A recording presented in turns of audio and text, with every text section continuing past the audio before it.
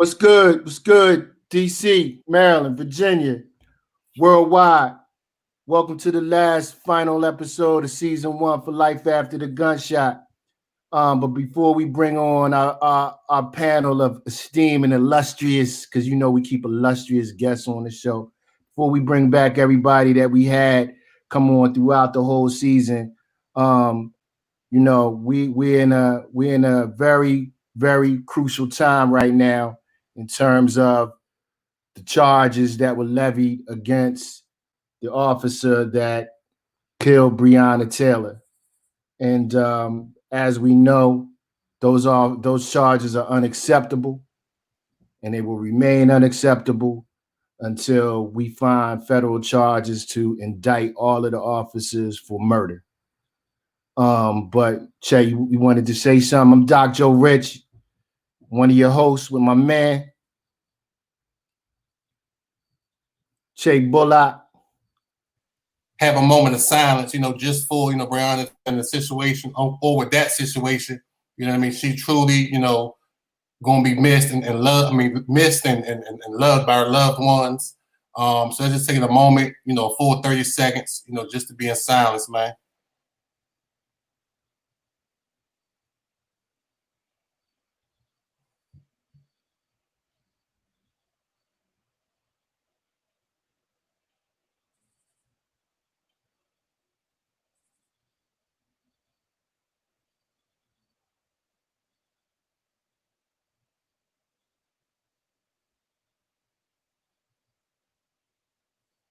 Hey guys, man, I pray change is gonna come.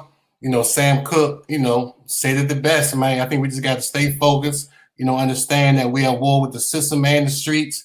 You know what I mean? But like I said, man, let's live, love, and laugh. You know what I mean? And try not to get indoctrinated into this dark spirit, that we got over our heads right now. Just stay focused and build a brick wall. You know what I mean? Brick by brick.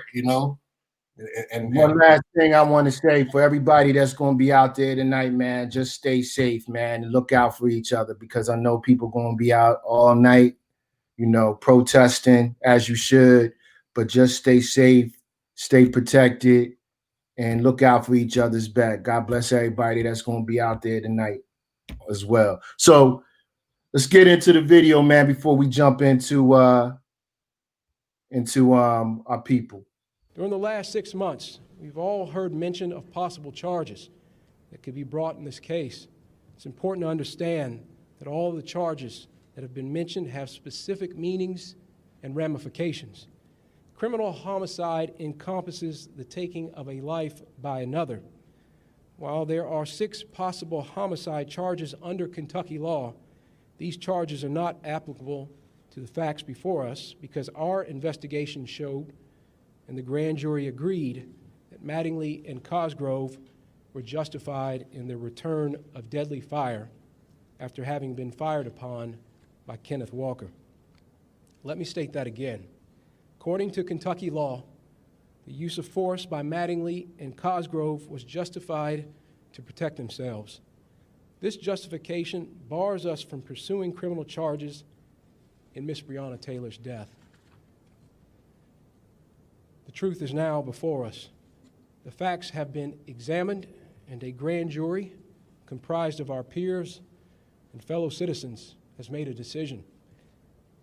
Justice is not often easy. It does not fit the mold of public opinion, and it does not conform to shifting standards. It answers only to the facts and to the law. With this in mind, we must now ask ourselves, where do we go from here? Yeah, where do we go from here? And I can't believe, although he may be our color, he is not our kind. So, you know what I'm saying? Let's bring in our illustrious and esteemed guests. Let me set it up, and you can jump in, check. Yo, we ran from 1 to 5 with, the most amazing guests we could get to talk about gun violence on the show. And we not only going to talk about gun violence interpersonally, but gun violence by the state, which we just saw, and the structural violence, the structural racism that's going on in society.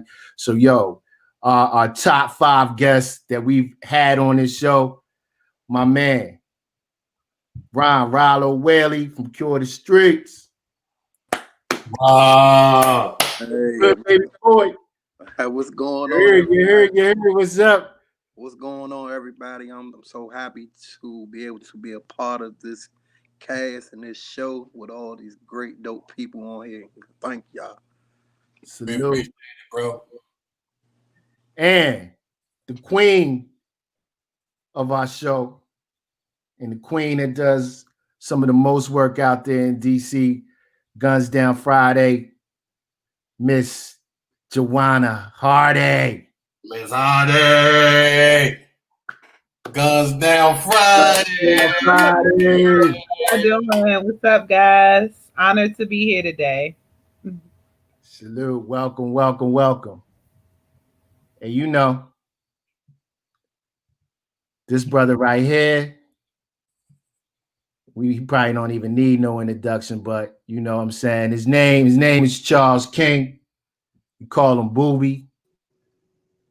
Booby. What's up? What's up? What's up? I'm here. Most definitely here. Went missing for nothing in the world. Yeah. I went missing for nothing in the world. I'm here. What's good, Booby? Just taking it easy, man. Good, baby. Like boy. Bravo said, you know, just happy to be a part of this cast. You know, we can get some topics out here. Then we couldn't have this conversation without our young king, right? It would only be right that we have our young king, man. You know what I'm saying? Also known as Young Fresh. Young Fresh. Well, Young Freshy Fresh. We can't see you. I'm on. Y'all can't see me. Nah, but we can hear you. We can hear you. And then last but not least, There I go. my brother who should be running for mayor, but he don't want to do it. But he the unofficial mayor to us and definitely should be running for council. But I'm going to introduce him as Professor Tony Lewis. Professor Lewis, what's good? Tony. Lewis Bay. There you go. Okay, Lewis Bay, brother. Welcome in. AKA Lewis Bay. Professor Lewis in the house. What's up to the illustrious? Pleasure to be here, man. Honor and a pleasure all the time. Appreciate you guys. Before we get started, man, I just want to say thank you to you guys, man, because you guys was really a phone call away. You know what I mean? Or a text away. You know what I mean? And I definitely salute y'all on that, man. And I feel like, you know, that's what we need to do as people, man, just stick together. And I was telling the doctor the other day, man, you know, if we stay united, we can't be beat. You know what I mean? So once again, man, I just want to say thank you for being that one phone call away, that one DM away, or however we got in contact with you. You know what I'm saying? Y'all was right there. So I definitely salute you. I want to say thank you. You know what I'm saying? From the bottom of my heart and the Life After the Gunshot team, man. Yo, I echo that. And I want to just salute y'all for all the work that y'all doing in DC, all the contributions that y'all made to save lives and turn lives in the other direction. I'm honored, humbled that y'all, first of all, y'all came on the show for the first episode, but that y'all came back. So I just want to say I'm honored. Life After the Gunshot honors y'all. And whenever y'all want to come back, you know, that's nothing but a phone call. So look, we want to jump into it about that clip because we can't move on. We had a lot of things. We got a lot of ground we want to cover for the show, but we can't really jump into what we wanted to jump into first without acknowledging what just happened in terms of Breonna Taylor and the officer that just basically was charged with a Class D felony, which is essentially equivalent to credit card fraud for $500 to $1,000, right? And so I just want to get y'all to jump in. I'm gonna start with you, Rollo.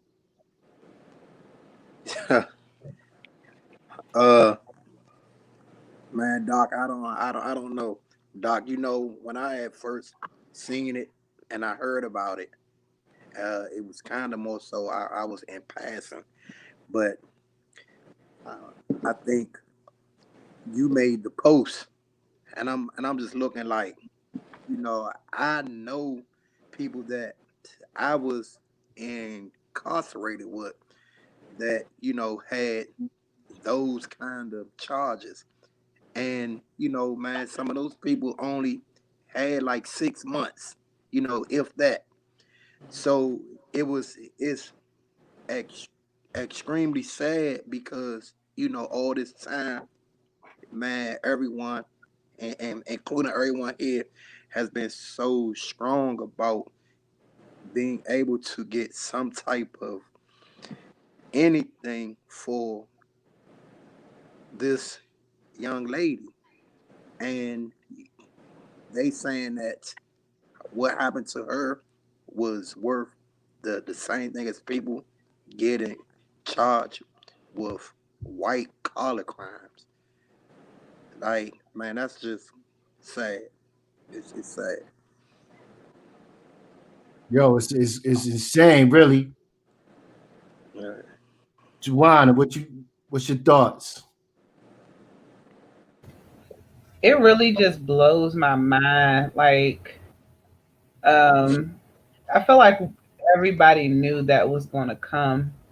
But it's just heartbreaking. Like, I do a lot of work, a lot of groundwork, and I really don't pay attention to much of the policing and stuff. But a lady I work with, she lives in Southeast. Her son was killed 2 years ago, and the young man is out. He's because of COVID, and he was a minor when it happened. He's still out on the loose. And then I have another student that I work with. He stabbed and killed a laundromat worker, and he got life in prison. So I'm just not understanding the system. Like, it's just mind blowing. The system is mind blowing to me. Just how people are charged, and just being in one area, how it's different in one place than it is somewhere else. It's mind blowing. Fresh. Yeah, man. I'm ready. I'm not surprised. I'm real loud. Like, the first thing I thought about was Trayvon Martin when I was in Ben's Next Door, when the verdict came down for Trayvon Martin, how Slim was going innocent. Like, that's the first thing I'm tired of getting let down by the system. I ain't even thinking about the system. Like, they would never do us right. So it's like, for me to work my mind and really be around the stuff that I'm around and really care for the system, when I know, like, look at what just happened just now to Breonna Taylor. Like, for me, I've been done with the system. I'm tired of the system. Like, if I really believe that they was going to do Breonna Taylor right, I'll be on here like, you know what I'm saying, cool. But I don't even want to go too far in it, because I feel the same way I felt for Trayvon Martin and his mother and his father. The same thing when I just heard about Breonna Taylor, the police not going to jail, like, doing nothing like that. That's the first thing that came to my head, just because all this stuff that's been going on. But that's the first thing, Trayvon's family, came in my head, and just like, it's messed up out here. Like, for us, it's really it's messed up. And I don't see nothing changing from it, because it's the system of the slavery. It's like it ain't nothing been changed. Like, the main rules to this system is to break us down. So it's going to do its job. You know what I'm saying? To people really want to get into that type of business and have that type of mind as far as politic business, and really stand on it and know that you're going against everything that you fighting for. Like, everything you fight for, they going against that. What you fighting for, they going against that. It's been set up before you had the brain to know that you was in this system that they put against you. It's been set up. So it's like, I don't really, I'm messed up, but I'm not gonna be in my feelings too bad, because I already know, like, it's gonna happen again. Like, you know what I'm saying? It's gonna happen again. Man, somebody just died with their neck, like, on his neck. And George Floyd just died on his neck in the same year. A couple months later, you get not guilty sentences for people like come on now. 1 + 1 = 2 in any country you go to. This shit is adding up 1 + 1 for them. That's how I feel. I feel I've been gave up on the system. If I say too much right there, I've been gave up on the system. Nah, I feel you. I think I'm young. I think a lot of us in our community feel that way. I'm young. And I know like the people that I'm around, older people I'm around, they real life, they like shorty, fuck them. Like that's all the mind they got. They don't even know like how we should really go about it. It's just fuck them. You feel what I'm saying? It ain't no way like let's fight them this kind of way. Let's take over this. Let's do. We got to do this. It's just a fuck them attitude. Like let them do them, and we gonna do us. That's what people like. They ain't really trying to break them down. Like Tony Lewis, like I know Tony Lewis trying to break them down. You feel me? But the people I'm around, they not trying to break them down. They still trying to just do what they do and stay out their way the best way they can. Cause that's gonna happen regardless if they right or wrong. That's what's gonna happen. They ain't trying to hear that we trying to take care of something, and this the only way we can take care of it. They ain't trying to hear that shit. Tony.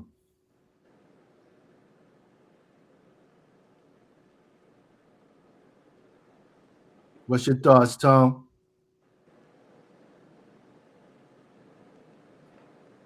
He got his mic Yeah, muted. dog. Yeah, can you guys hear me out in fresh? That was definitely well stated though. You Nah, good? I'm unmuted. I Good. thought. Can you guys hear me? Y'all can't hear me? We can hear you. Yeah. Y'all can hear me? Okay.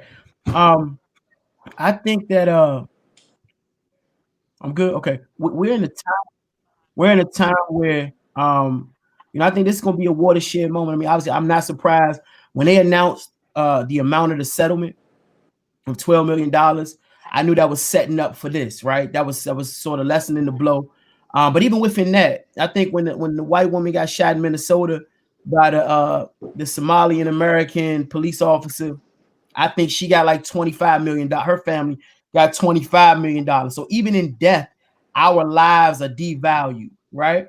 But up to now, this one officer, and he may even beat that, right? And they gave him a charge that's not even worth charging him with, just to sort of appease things.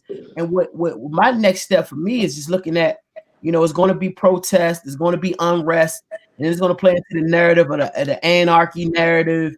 It's going to be used as a political tool, and it's fresh stated so eloquently, man. The system continues to be the system, and I really don't know what happens from here. And another thing, I mean, what we got to be strategic as a people in a lot of ways, right? We 13% of the population, but in this time and with all of the sort of racial overtones and undertones, when you see things like this that is for honestly un-American, if you believe in the ideal of America, and for these things to continue to exist, it's the levee gonna break. It's almost inevitable that it does not, right? There's no way that the system can continue to carry on in this way and tell us one thing and show us another. But again, I just hope that if there's any silver lining, that these things push us closer together. Shay mentioned we at war with the streets and with the system, and I hope that at some point the street wake up and understand that we can no longer be at war with each other in that way. That we must fortify and come together and unify and galvanize and be able to protect our own.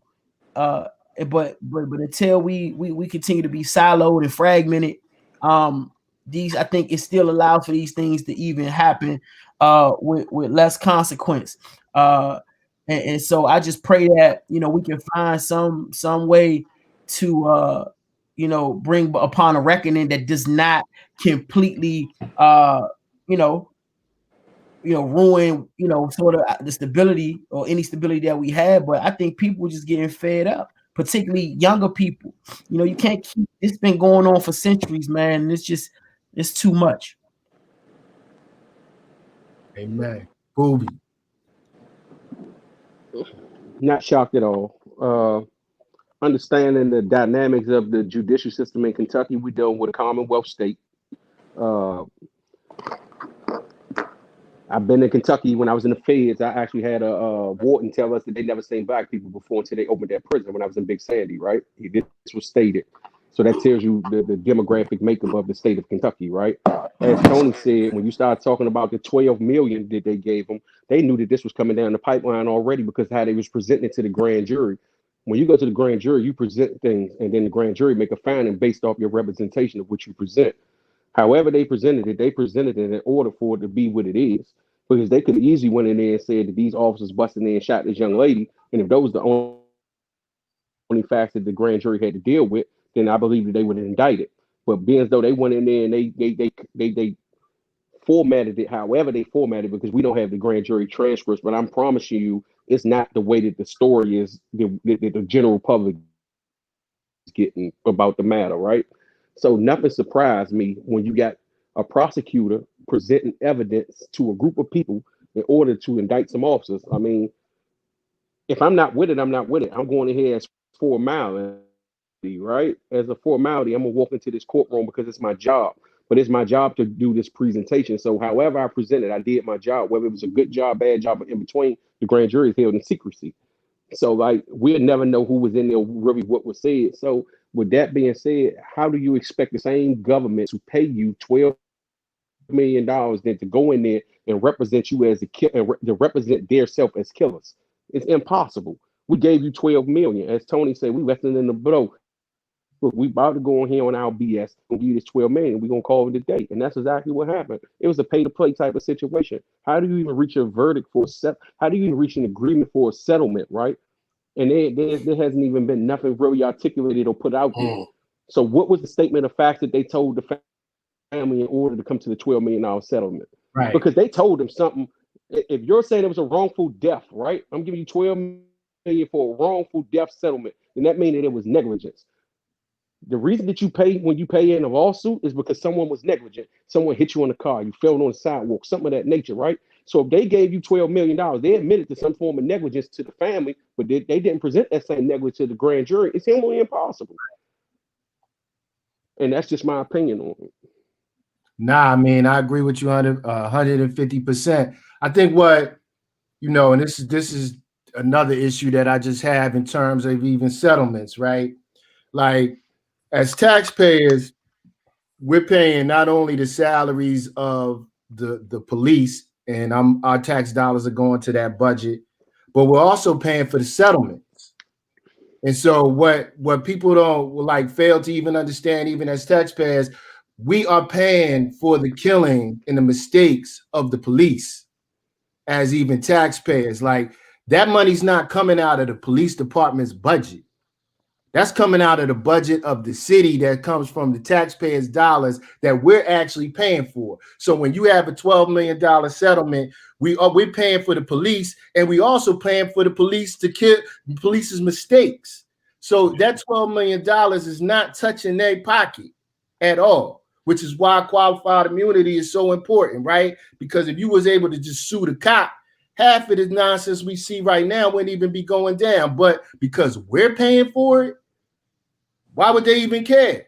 They could give somebody $50 million. That's still going to come from the money that we have given up for that. And I just wish, both sides could have showed, more restraint. You know what I mean? I think that, when I was reading the article, we was going through the article the other day, it said that the gentleman who shot at the police, was thinking that it was her ex-boyfriend coming through that door, right? And I think that's a form of trauma, right? He done got into it with the dude a couple times, so now he living on edge right now. So anybody that comes through that door, he ready to kill, right? I just wish that he'd have just thought a little more or hesitated a little more, because ultimately that young woman's life was taken. His life wasn't taken, and the police officer's life wasn't taken. You understand what I'm saying? So I just wish both sides would have showed a little more restraint, man, because when it come down to it, and people can say what they want to say, if old boy ain't fired that bullet, you know what I'm saying, who's to say that she wouldn't still be here? So I think we got to help hold both sides, accountable, you know what I'm saying, for their actions. You know what I mean? A lot of people say, who's to say? A lot of people say, who's to say if somebody come busting through your door that you're not going to shoot first, shoot through the door. And my rebuttal to that was, I need to see what I'm hitting, because I'm scared my kids won't come out of the room and they might catch one of them spare bullets. You know what I mean? That's just my perspective and my opinion. But Shayla, can I ask you a question? Say Say Go it ahead, again, Tony. Tony. Go ahead, Tony. Okay, but who's to say? Who's to say? Oh, I'm sorry. Who? But I hear that. But my question would be, I mean, I think it's impossible for us to say what would have happened, right? Because for one, she wasn't the one that shot, and they killed her, shot her multiple times, and he ain't died. You know, they didn't even hit the shoot up as much. I'm just saying that maybe they could have came in there with the mindset that they was shooting at. You know, if they saw anything that look at the gun, I think we can't. You know, I think we got to tread lightly on saying we don't know what would have happened if he wouldn't have shot. Right? We really don't know. They would have came in there to serve the warrant or whatever they was doing, and they could have still shot her. You know what I mean? I think because they're the professionals. It's not an even playing field, right? That's the thing with that. Like, yeah, it could have prompted their reaction, but they are the professionals. You know what I'm saying? They are. He's not a professional. They are. So the level of restraint is not even in terms of what should happen from a citizen and a police officer. A police officer is trained to be able to dissect, assess, and act properly. And to Booby's point, is apparent that they acted improperly, even in terms of how many times they shot. You know, all of these things that, you know what I mean, speaks to, you know, these officers should be held accountable despite what happened prior to them murdering that girl. Yeah, I'm not saying they shouldn't be held accountable, Tony. I totally agree that they definitely should be held, you know, accountable for their actions. You know what I mean? But like I said, I'm gonna stand on what I said. Sometimes I feel like, you know, we got to be accountable for our actions too. You know what I mean? So regardless of, you know, who he thought it might have been, it wasn't, and we can't bring her back. So we don't know, like you said, we don't know how it would have played out. But I do know, as anybody else know, you know what I mean, when you shoot at the police, ultimately, what's going to happen? Well, if I can interject. Go ahead, Booby. If I was to interject in that, right, it's called self-preservation. If I already got a problem with Tony, he already been over here, and then somebody busting the door. Self-preservation is I'm shooting first, asking questions later. I think I'm just overall on the whole situation. I think that's the gist of it. I don't think it was fuck the police and I'm shooting, right? It was more so like, you feel what I'm saying? It was more so like, hey, they didn't bust in the door. Somebody's coming through my door. I'm shooting first, asking questions later. That's called self-preservation, right? That's what it is. You feel what I'm saying? Because the police do it. The police will kick the door open and they'll see something, right? And they'll shoot first and they asking questions later. So it's all right for them to do it. But now when it's civilian do it, you know, it's a different ball game because the civilian did it, right? I'm not saying that, but what I'm saying is that regardless, bullets don't have a name on it. Most definitely don't. We all know that. And we talk about how, you know, these young guys out here just shooting up everything and killing young innocent kids, right? They're not aiming for who they want to hit. They don't know who they trying to hit. They just shooting. But it's a different scenario. We talking about someone inside of their dwelling, their home, right? Yeah, you in your home. You're supposed to have the right in your home to protect yourself. So if someone intrudes into your home, right? You have the right to defend yourself. Are you going to wait? Are you closing your eyes to shoot? It don't matter. Listen, if somebody start kicking on my door right now, right? You think I'm going over to the door to try to see who it is? Or when that door fly open, you think I'm gonna pause to see what it is? No, I'm gonna let go. The whole point is to try to back you up off of me, right? Yeah, but you don't know who kicking on the door at that particular time. It could be a young lady. It could be a young lady. Exactly. But it's self-preservation. When I'm telling you it's self-preservation, this is my home. This is my safety. I pay the bills here. That's my door is locked. No one should be kicking on no one's door under no circumstances unless you're serving a warrant. And if you're serving a warrant, you should properly announce police. Search warrant. Right? That's repetitiously. That's repetitiously. I've been in multiple warrants houses have been searched, and the minute they come to the door, all they keep yelling is police search warrant. Put your hands up. Police search warrant. So before you even get a chance to even think nothing, you hear them before you damn near see them the majority of the time. When they bang on the door, they yelling police search warrant. So there was something. There was a miscommunication and a disconnect in this situation. Right. speculating, I don't know. I wasn't there, but it seems that there was some type of disconnect of communication from the police standpoint inside the house, because if you coming through the door and no one is recognizing that you are an authority figure, then there was a miscommunication on the other side of that door. You ain't say it loud enough, or you ain't say it at all, right? Or you only announced it and they never heard it. So that guy was on self-preservation time. So we got to deal with self-preservation. We're not just talking about being outside and somebody spinning the bin. We talking about being in the comfort of your house with your shoes off, your clothes off, your flip-flops on, your family in here, your girl in here. Man, I don't have time to find out who it is trying to come in my house. I'm trying to blow your ass up, and I deal with that. Once the morgue or the police come to scrape your ass up, I explain it up. But if you the police, like I said, you got to deal with the consequences for your actions, right? I'm willing to deal with the consequences for my actions, but at the end of the, I'm not disputing the consequences, right? When I'm telling you the foundation of the statement that I made was self-preservation. That's the foundation. It's not that he was trying to spin the bin and hit something. He was just trying to protect himself, right? So when they start letting go, by the time they start letting go and they yell police, Shorty could already been hit. But I think got to let him go. What they said in the article that he fired first. But at the end of the day, at the end of the day, his actions were still warranted because he never got charged for that. And the reason why he didn't get charged because stand your ground rules. So they knew when they did a no-knock warrant and bust in his crib and he let off at him, legally completely out of line.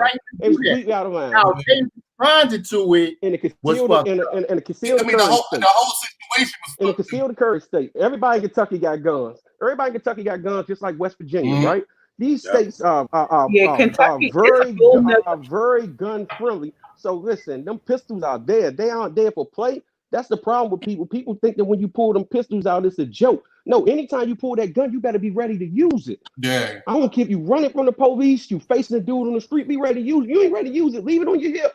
Yeah. Because if the police on your line, you going to jail anyway if they behind you. Yeah. If you pull it, be ready to bust it. And he was ready to bust it when he pulled it. And that's what he did. Now the consequences of that is something different, but the police was negligent. That's why they went over there and gave him that $12 million. Because they admitting to their negligence. They admitted to it without being charged. Yeah. That's all in a nutshell. Whether he was wrong for shooting or not. In a no-knock warrant is what really had the domino effect. The same thing happened in New York. They busted an old lady apartment and killed her in New York. No knock warrant. Yeah. No knock. Wrong house. No knock warrant. This ain't the first time, and it won't be the last time. This ain't the first time or the last time. Kentucky, New York, it's gonna happen. It's continue to happen. Listen, accidental deaths and overkill and stuff like that will happen until the world stops spinning. Let's not get that misconstrued. The world is built on balance. We got to have death in order to have life. Yeah. We can't choose how we want to die. Everybody wants to bed with everybody around so that they can, leave out and tell their family, I love you, I see you on the other side. It don't happen like that. I'm sorry, it's the movie. You feel what I'm saying? If you want that type of ending, go watch a story on Netflix. Because the reality is, none of us know how we going. I can be the next person that they bust in my house and kill me. Yeah. That's life. That's called life, right? So when we start dealing with life, we got to get away from these scripts that we done picked up from watching so much TV, right? Because dudes talk about shootouts like they be 40 minutes. Yeah, they be 40 minutes on TV and heat. The dudes spin your block, it'd be 5 seconds. Nigga, they have fast. Yeah. So Booby, I want everybody. But then also you gotta understand that when somebody come through your door, Booby, I don't care who it is. I'm hitting who I want to hit. I'm not just shooting just to shoot the wall. I need a target for somebody to come through that door. Me and you different. You get what I'm saying? Sometimes you got off. Sometimes you got off. I need somebody in my line of sight to hit. I think my intention isn't to hurt you for real, right? But if I let off, I'm trying to get you up off of me. You might back up when you hit it. Because the average motherfucker ain't running towards no gun. I ain't seen a motherfucker run towards gunshots. Yeah. In the movies, so, I ain't seen, and I've been on the block, right? I've been on the block when they clicking that for real. Niggas get down and get low and then try to see where they man at and let back off. Ain't nobody running towards no bullet. So if motherfucker coming through your door and they hear that shit go off, a lot of times they back up.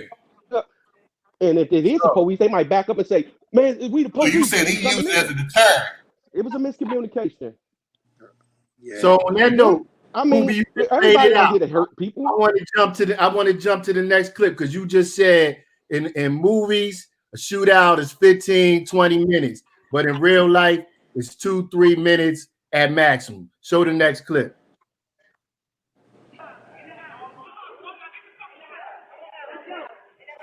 Prime example.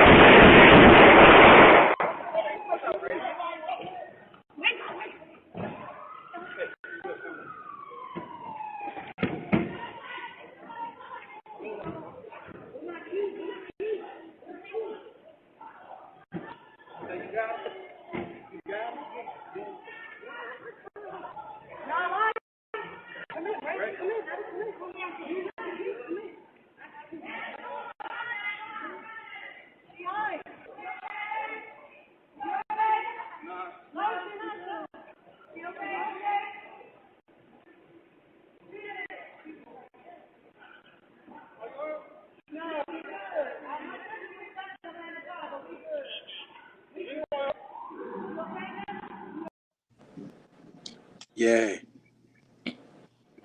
2.5, 3 minutes tops. Literally, man. Yeah. Listen, man, like you know, I don't hide from my past. I done been on both sides of the pistol. So the way we want to set this up is, I mean, because it was definitely them running towards it. we gonna give three of y'all the perspective of different people. All right. So we're gonna have Fresh. You're gonna intervene between the two warring parties, right? Booby, you one of the dudes on either ends of that shootout, and Ron, you the homeowner. You live on that block. That's your ring that filmed that. Yeah. So I'm interrupting it. What I'm doing? Yeah, you trying to broker the peace between the two. I'm trying to go for the peace. Yeah. How you bring them two together? You go at the big dogs. You gotta go at that, whoever the big dogs that was just letting that shit off. You hear me? Whoever just let that shit off, go out at the main ones. And if it can be done, it can be done. If it can't, it can't. Some shit can't. You got reality. Like, this ain't Netflix, like Booby said. This reality. Some shit can't. Somebody gotta die on some type time. So this shit really like for real. So yeah, do your best you can, and if it can't, you step out the motherfucking way and live your motherfucking life. Mind your business. Hey, so let me mention this right here, man. With that,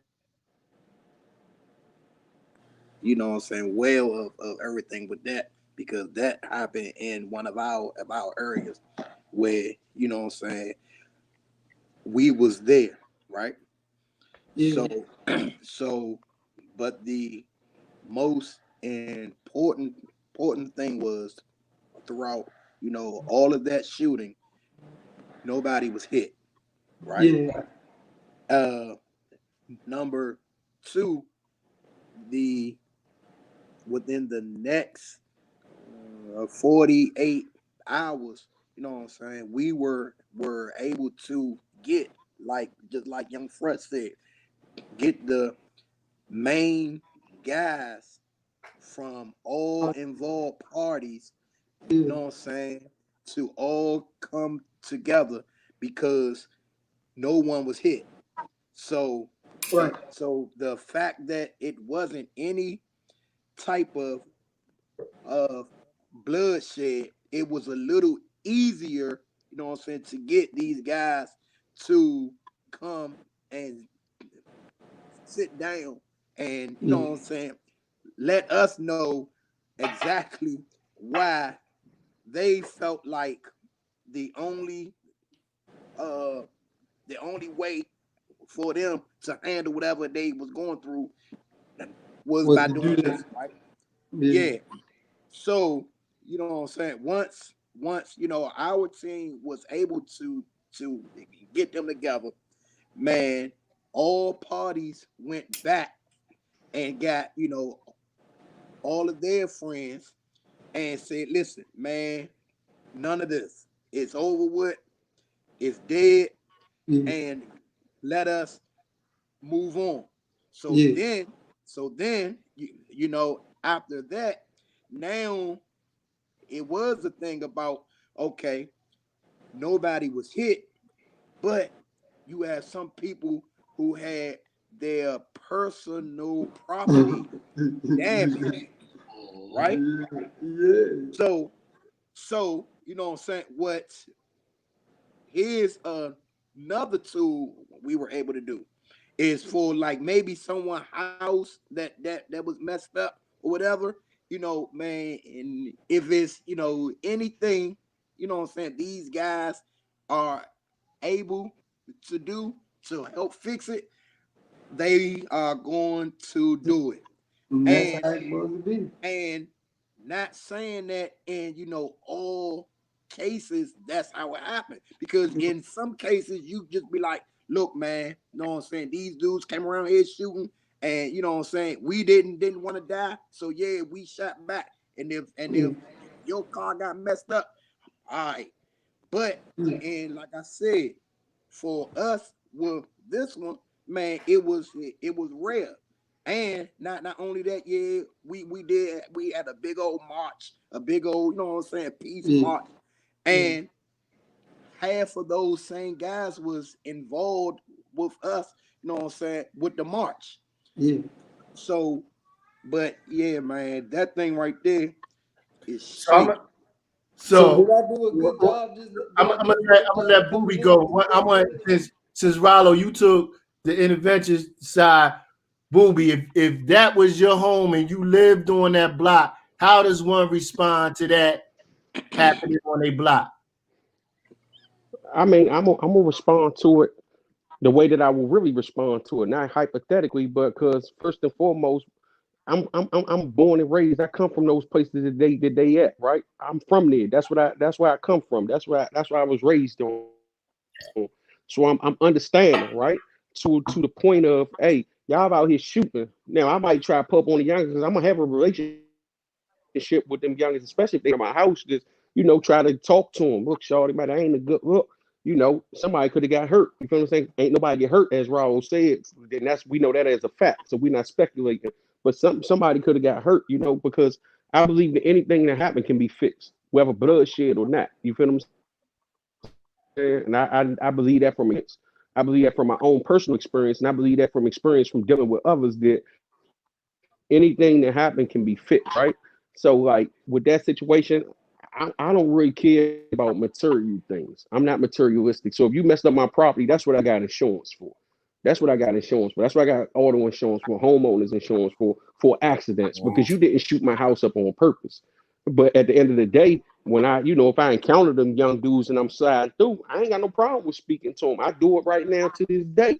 Hey man, try to drop some Jews in their head was, listen, y'all gonna wind up in jail with 40 years, and when y'all come home, and y'all ain't even gonna be able to come back on this block. So you gotta give them something to think about, because with me being a on that street and me going through what I've been through in life, I would be doing a disservice to them by not informing them about their actions and where it's gonna really lead them to, and have them at least to try to think. I would try to plant the seed if I was a home on that block, as to the flip side of the coin, because everybody's spinning the bent, everybody's shooting, but nobody thinking about the consequences, right? Because everybody on that video was caught on tape. So if somebody did get hit, somebody was going to jail. So that's where I would have stood at as a homeowner. So in these situations, do you think we need to involve the police?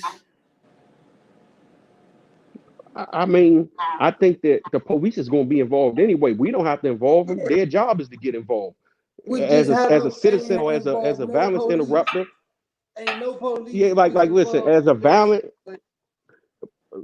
violence interrupter in the capacity to rob or work as in the work that I do as a mentor / just trying to help people in the community. Tony know this. I came to Tony about violence interruption work, and I'm not a violence interrupter. You feel what I'm saying? But I came because I was looking for resources to try to help some young dudes with resources and an alternative solution to the situation they had on. We wind up getting the situation rectified and fixed. You feel what I'm saying? And I always tell Tony and Silas, thank you, but they be like, nah, that was your work. You feel what I'm saying? But at the end of the day, just having them being able to come to the table was a good thing. But the police is already involved. You ain't got to involve the police. The police pulled up. If you watch the video, you see the police truck pull up at the end of the video when the little dude walking up the side of the building. We ain't got to call them. They're already there. So as a person in the community, that's when it comes back down to policing your community, right?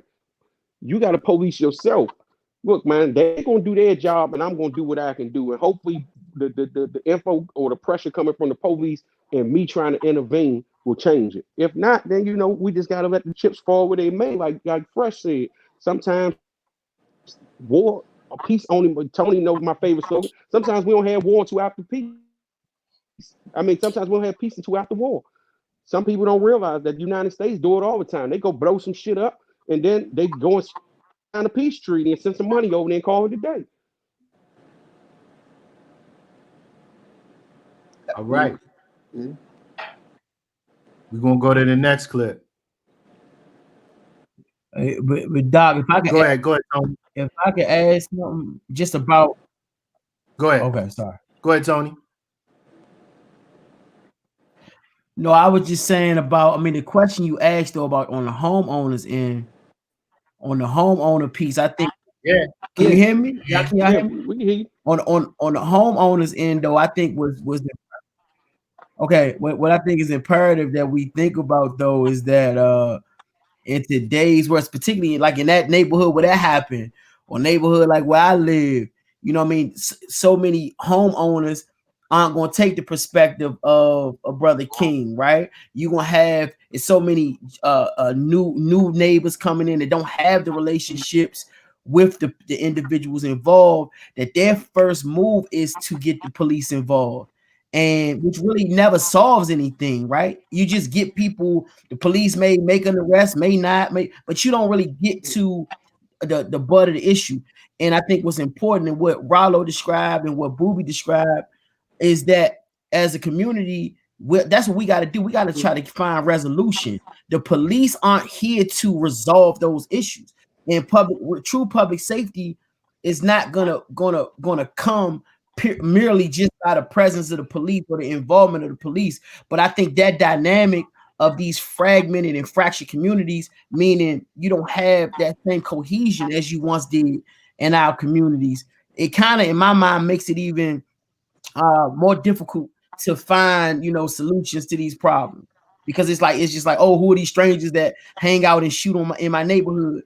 But that same person that may be shooting out front was the same person that grew up in the house that you just bought. You know what I'm saying? So that gentrification dynamic really is playing itself out in our city in so many different ways. Excellent point. We're gonna jump to the next one. I didn't pull you in the last one, Tony, because you and Juwan are gonna talk about this one.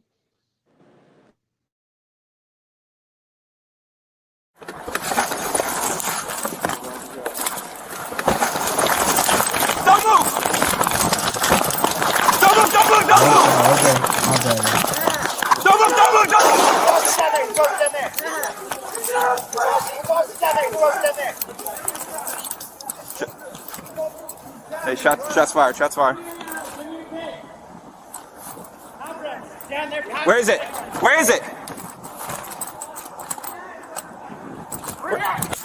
I don't know. I'm looking for the gun. He's up there.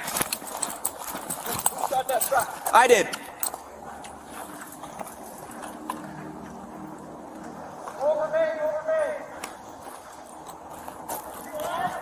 Where's the... Hey!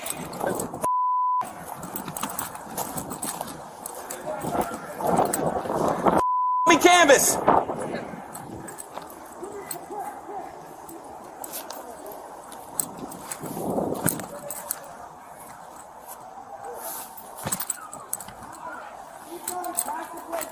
Where? Where? Down this way?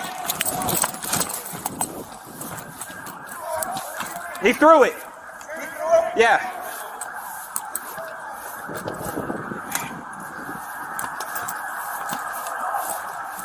You good? Yeah, I'm good. I'm good. Is anybody outstanding? One this way. But I gotta find it.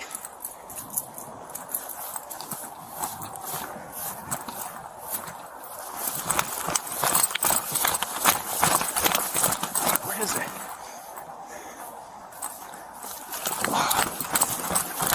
Hey, I got it. He's got a do-rag on his head.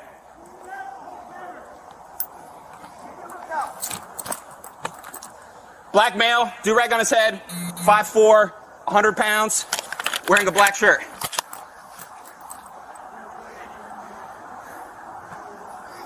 I got it right here. Do we think he has a gun? I don't know. This is the one that he was holding. You good? I'm good. I'm involved.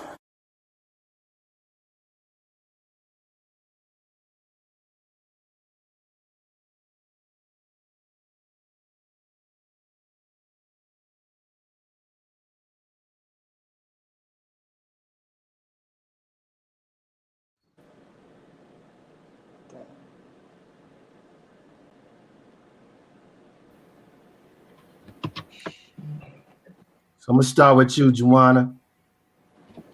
Yeah, I hate watching that video. I actually was out there before it even happened. And I get a lot of hate for this, but I stand on what I say. Deon K didn't have a gun. If you really look at that video, and if you were at the scene, it is impossible to get shot and throw a gun past the playground. So the funeral is tomorrow. That's all I really have to say is Deon K didn't have a gun. I know his background. Actually, Maurice Scott, one of his family members, Deon K robbed one of his family members. So I'm familiar with his background, but I stand on what I say. And I just feel like we need more resources in our community. You know, I feel like I don't take personal responsibility, but, you know, I feel like, you know, those kids are our responsibility. So, you know, that whole situation just broke my heart. Not just him being killed, but just him not getting the opportunity, him not, you know, when I went to his house, you know, just the way they grew up. It just breaks my heart to see what these kids have to go through. It's heartbreaking. It's heartbreaking. So, but I try to just stay away from voicing my opinions with that. But, you know, it's heartbreaking what these teens have to go through. You know, it got to this. So, you know, it started somewhere, and I always try to figure out, you know, where did it go wrong in his life? So, yeah, justice for Deon K. Nah, I mean, I agree 100%, even from a physical evidence standpoint. Like, how did a firearm get thrown at least like 50 yards, right? When you saw it, it was directly in his hand. So, Tony, What's your question, Doc?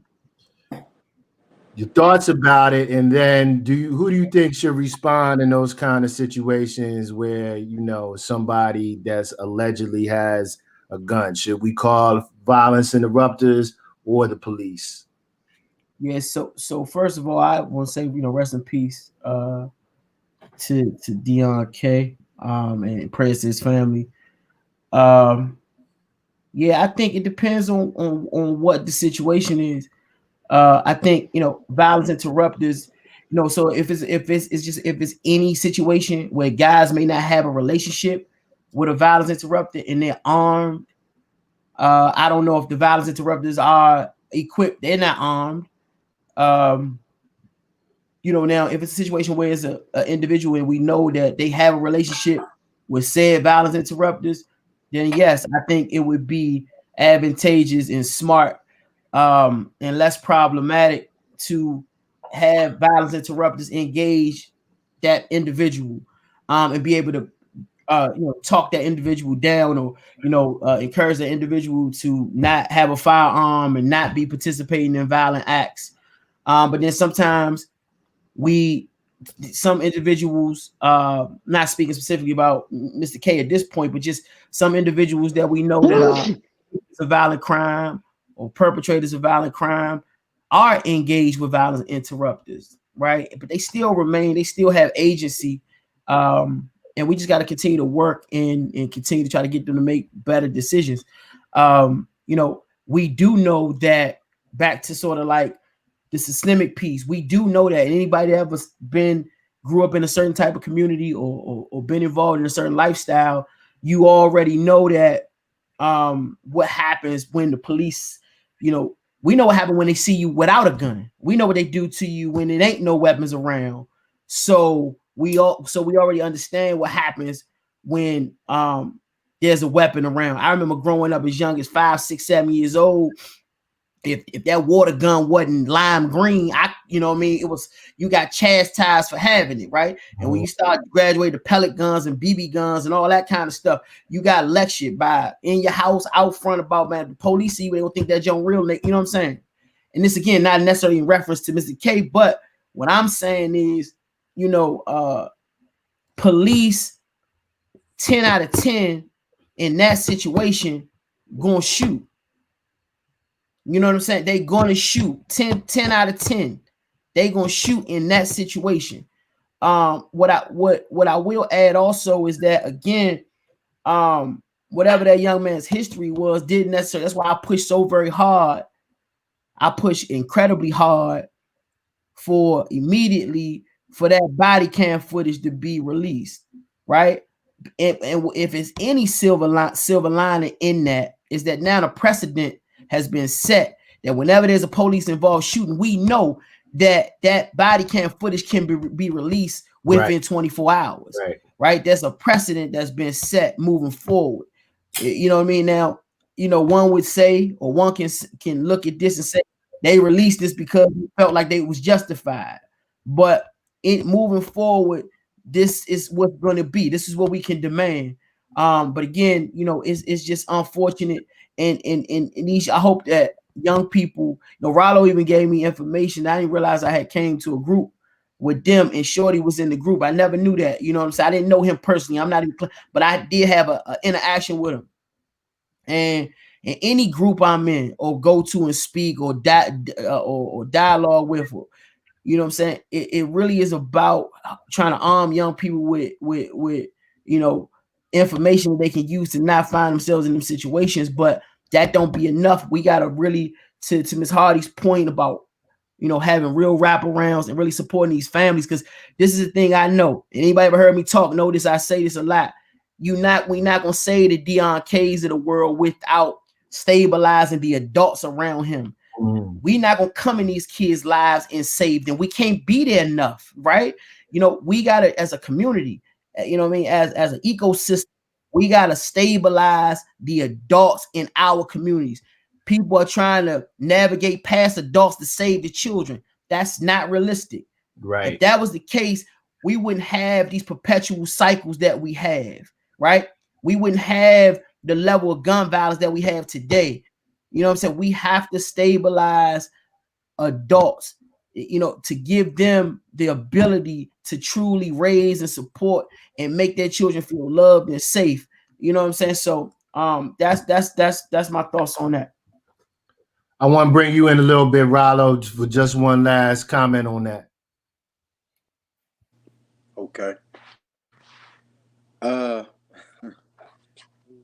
mean, just like, you know what I'm saying, both parties said, man, even just looking at that, again, it's like, damn, it's reliving it, all over again.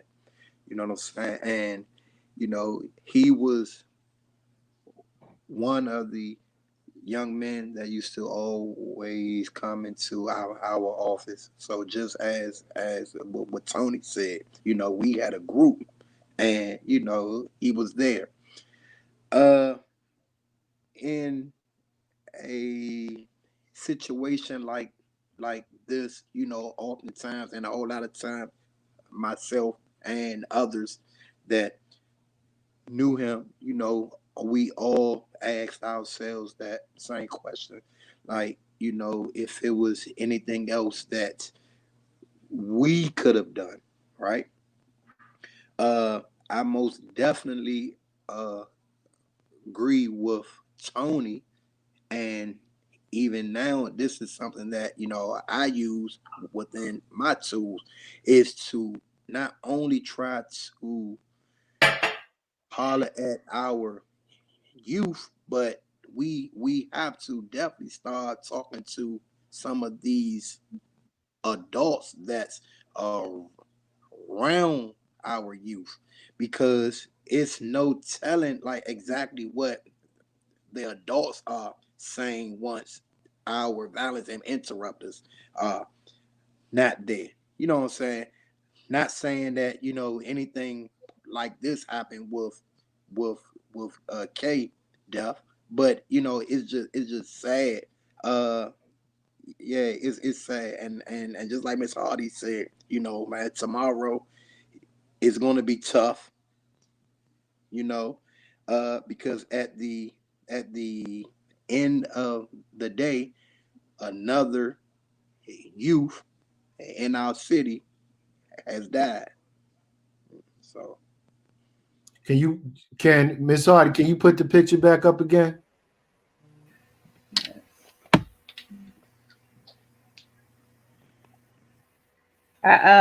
So this is something our organization does. So we have about, they're all sitting on the side, but we have about 15 different pictures of Deon K, and we're going to place them in different places at the funeral service. And we're also taking his friends paintballing. So we do that after a youth death. We take the kids out and try to do something special for them. Yep. But I also wanted to say, you asked the question like cops versus violence interrupters, and I truly love the violence interrupters because they're street people. They're from the community. But it broke my heart when they had the Deon K event, and I believe Cure the Streets is in charge of that neighborhood. So I saw Cure the Streets come on the scene, and I'm like, hey, you guys. And they're like, we're here as people, not as violence interrupters. So, I don't know what the background of like, as far as the money and, I know their hands are tied, but I know those people, I don't know about the organization, but the people, they truly love the community, and they're doing all they can. So I don't understand and this is new. The violence interrupters, they a lot of them say their hands are tied. So I don't know exactly what that means, but I've been hearing that a lot. Would Rollo or Booby, Yeah. would y'all want to respond to that? Yeah, so as far as hands being tied, Miss Hardy, you know me, and I would never ever say anything like that. Now that area where it did happen at, sad but it's true. There is no violence intervention organization in that area. So I know with our organization, because our office is not that far. So a lot of the youth, they sometimes tend to walk down to our office.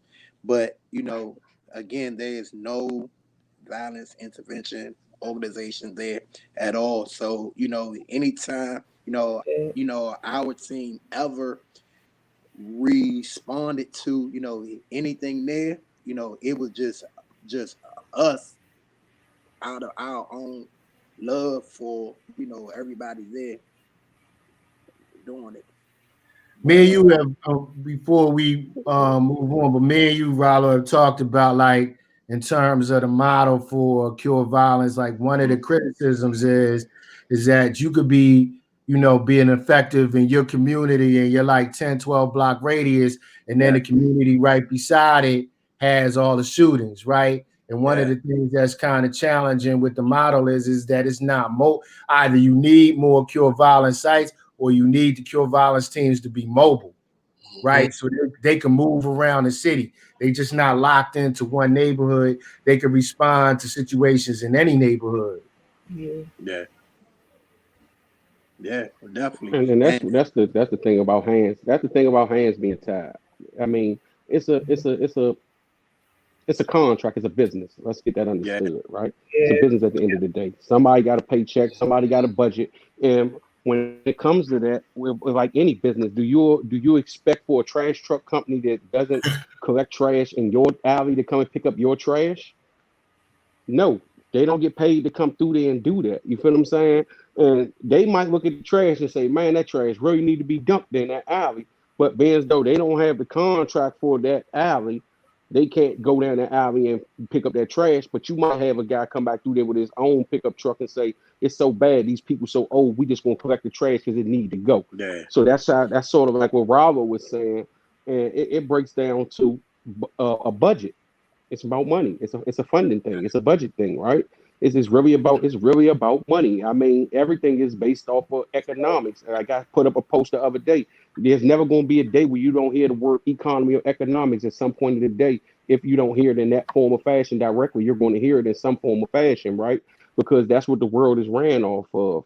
So when you start talking about violence interrupters going into neighborhoods, you know, I know that they do it for a job, but I know that some of them do it from the love of their heart too, with some of the things they do. Because that's the same thing I was just speaking about a little bit earlier when I was saying I stepped to Tony and Silas about something. I wasn't being a violence interrupter for nobody but myself and their families, right? I wasn't on the clock. I wasn't getting paid. There was no financial gain in it. The only thing that I wanted to do was make sure the two dudes that I could talk to that had a problem with themselves didn't kill each other or accidentally kill somebody else. Right. So yeah, my hands was tied if it was from a work standpoint, because money, that's not right, even my job description. Right. Yeah, there's no amount of money. When you interrupt and step into a situation as a violence interrupter, paid or unpaid, right? If you can resolve a conflict or even calm it down, you can't count how many lives you save because you just don't know. Right. Tony? Yeah, I just wanted to add that I think it's important that we understand that even if there were, I think the city would definitely be safe if we had violence interrupters in every community, but that would not necessarily mean it wouldn't be violence, right? And so that's the Fresh's point. And I think it's unfair sometimes, and I'm, you know, I've been in this work 20 years, so I know what come along with it. I'm not a violence interrupter anymore, but we weren't called violence interrupters, but we were roving leaders, but essentially we were the same thing when I first started my career. And I've continued to try to interject in certain situations when I could, but we just understanding that there definitely has to be a bigger economic play for these communities. You've never seen a safe, poor community. It's never existed. You know what I'm saying? And so that's why, though, you know, we have to be intentional as it relates to voting, as it relates to how we go in lobby and appear before hearings and demanding more resources and more economics growth and development in our community. It is often talked about. We talk about these things in sort of their own silo, like they're islands, but they're not. They're very much interconnected. So, you know, and I think for violence interrupters and what they do, you know, we never, the measurement is never in how many, because you never can really count. Booby's point, how many times fires get put out and somebody's life gets saved. We only talk about them or what they're not doing when somebody dies. You know what I'm saying? And I think we really gotta find a way to understand they're not the end all be all. They're necessary, but we gotta have other components. And so to the point of where Booby, that little situation that anecdote we had with the guys. The next step was to how can we find them some resources? How can we be of service to connect them with, you know, potential employment or whatever other things that they needed? These are the kind of things that we have to lean on our business community, our government officials to say, what's the continuum from the squash or the resolution? What happens after that, right? How do we take people out of these hopeless situations and put them on pathways to something big and better? And I think when we do that, that's when we'll really be able to make the inroads that we really want to as it relates to gun violence. We start working on the mind and changing the process and instilling hope. You know what I mean? That's what we're dealing with. Really, we're dealing with a lot of hopelessness, man. And I think Booby made a great point, man, when he was like, everything take money. Everything takes money, man. You know, we talk about just housing, you know, in DC alone, you know what I mean? That takes money. Like, we know that's one of the biggest issues, you know, that we got doing this work. We can't take them out of their current situation and place them somewhere else. So it's like, we got to get those people that has an understanding, you know, of the streets, put them in this position so we can have the money flow. You know what I mean? Because we can't pay for it out of our pockets. We barely getting paid enough. And they got to help in too. I mean, I think that's another thing. And y'all know me, I'm not no blame, I'm not a finger pointer. But the reality of it is we be taking people agency away. And that's really unfair to even to the practitioners. Yeah. People have agency. And I can say I grew up, you know what I'm saying, like most of the people on this panel, we grew up here in the town. We was the murder capital of the United States. And what I say that to say this, it was not the level of resources. It wasn't no Rollos in my neighborhood. No boobies. So a lot of these young guys and young adults, there are opportunities, right? They're blinded by their trauma and they're blinded by their hopelessness sometimes to not take advantage. But just know that what they're making choices too. So we gotta hold them more accountable to say, man, young, and listen, it wasn't none of this. Yeah. You had to get it how you live. You had to literally survive, period. What no ifs, ands, or buts. I'm talking about from 10 years old, get your mother some bread. Like they was people that was aggressive. So like, you know what I mean? We can't keep taking these youngers got agency and they gotta make better decisions, man. Facts, because even to the point that Tony just made about the resources, right? A lot of these youth that's out here and just getting caught up and, you know, in certain situations, they are connected to resources. A lot of them already came through the juvenile justice system through DYRS, right? When you were DYRS, you're ward of the state. I mean, you're ward of the city. We're not a state, but you're ward of the city. They have endless resources. I know because I work there. They got barbering, they got computer stuff. I know a youngin is going to college. They paying for his college. So there's no way that they can say there's no opportunities. As Tony say, they don't take advantage of the opportunities, but the opportunities are there. When I was growing up and I went to Oak Hill, man, listen, you went down there, you did your time, and you went home, and that was that. And if you got locked up, you went back and you came back home and you did your time. You took a GED class when you was down there so that they could put you in school. And outside of that, pretty much you was on your own, right? Like if you wanted anything from commissary, your people had to send it just like you was an adult. Now that you've got the ability to earn stuff, right? They give them free stuff as far as commissary. They don't have commissary no more. So just a whole lot of dynamics has changed. They don't really even believe in the lock you up phase no more. That's why so many youth are going into the system and popping right back out with no sense of understanding about consequences. That's why we get the shootings. That's why we get the youngins running around with the guns. Because if I keep getting locked up and you popping me right back out on the street, I don't even grasp the reality of consequences. And for real, it's nothing but a setup for the adult system. Because at the end of the day, once they hit 16 and they do that serious crime, and then they sitting over the jail or down YSC Title 16, right? The real reality coming in. I ain't getting back out in a couple of days. These people about to send me away, and I'm gonna probably be double this number that I am. I'm 16. I probably come home when I'm 32. Mm-hmm. So it's a false sense of reality, and you can't tell me that the system ain't rigged. You can't tell me the system ain't rigged because I know personally that if you catch a adult case within 5 years of being 18 or 21, right? If you catch an adult case in the feds in district court, I'm speaking on facts from my own case, that they will count your juvenile points, your juvenile convictions against you as criminal history points will add on to your sentence. So if you got these youngsters that keep catching all these cases and they let them out, then they catch a Fed case, right? Man, they gonna have so much time based on their juvenile record because every fucking charge is another point, which is pushes your sentence up by months or years. So like you can't tell me that the system ain't designed to a degree. It's designed to help them, but the young is not taking the help.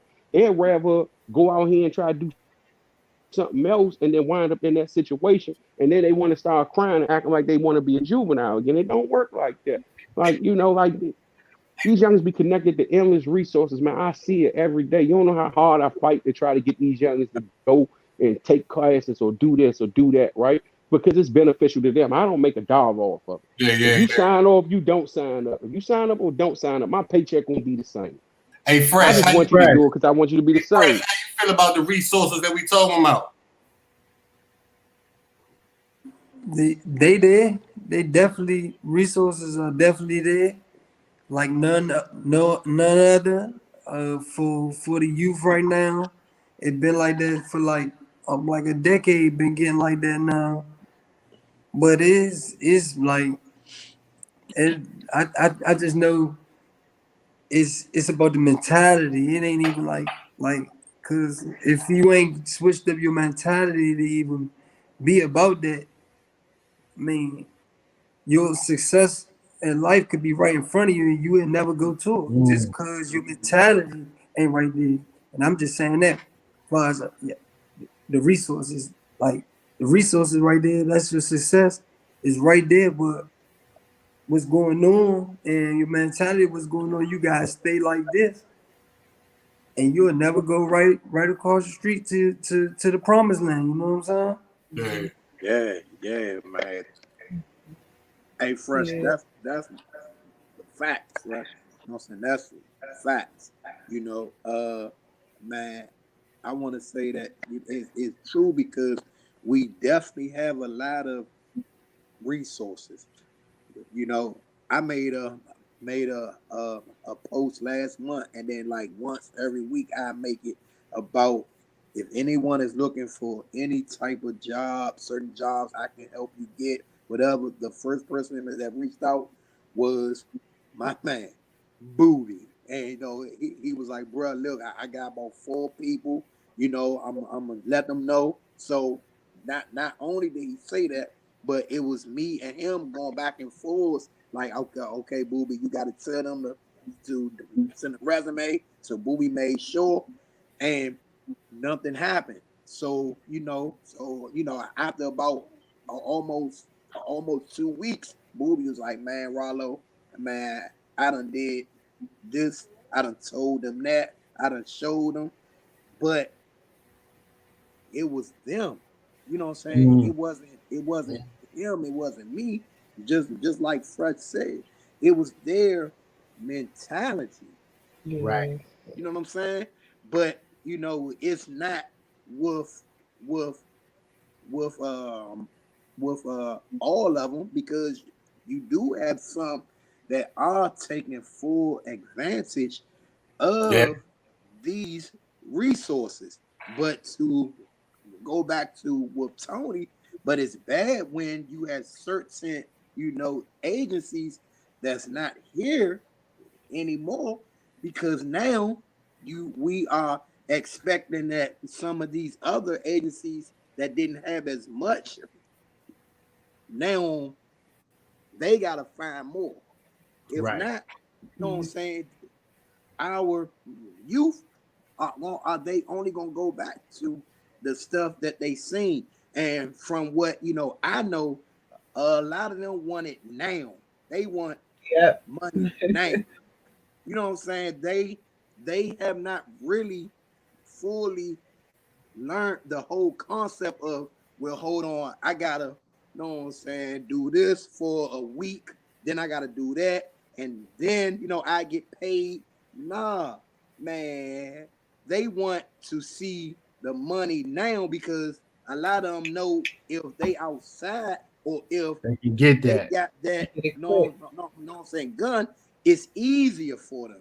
So for us and me, I want to do what I need to do to see how, I can at least have them to not have the money now, but to know, like, okay, if you stay on course just a little longer, man, you know what I'm saying, it's gonna come. Payout. Mm-hmm. It's the gratification era, right? It's the microwave. Them microwave babies. They ain't have to wait for the popcorn to pop on the stove, right? like real talk. But and the crazy thing to touch on what Raul said, they want it now, and the crazy thing is, a lot of them ain't even getting no money. Yeah, right. Big facts. Like listen, man, a lot of them ain't getting no money. You see them on Instagram, dude got a clip this long, but he'll call you and ask you, can you get him an Uber? $10. Yeah. Like real talk. Like when I was their age, we was trying to get some money. We was getting some money. When I was 16, I had a car. I wasn't asking for a ride. You know what I'm saying? So like that's the reality. Even when they out there running around, they be so lost sometimes that they can't even figure out how to really survive. They so lost that they don't even know how to survive. Like they really lost to the point that, man, they shuckling and jiving. They basically in prep for bumhood. They prepping to be bums. Right. A lot of these kids I met. You know what I'm saying? Like that's how we see so many young kids with no homes. Bad. Yeah, I met Che at Suitland High School. I met Che at Suitland High School. Working at the schools really let me see a lot of these kids are dealing with mental health issues.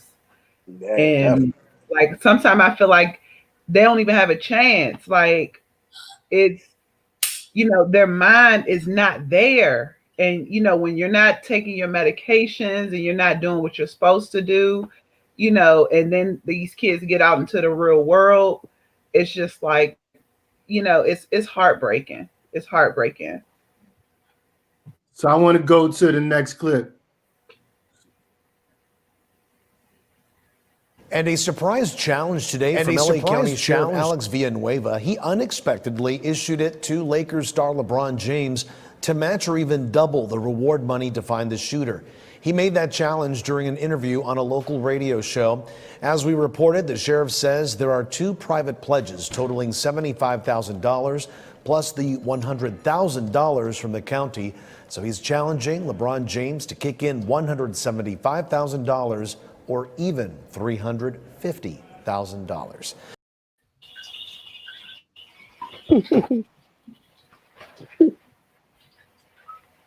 So LeBron put up that bread. You guys know about this, so you guys know about the 2 sheriffs that was killed in LA. That was sitting in the cruiser. Yeah. Shot. They didn't die though.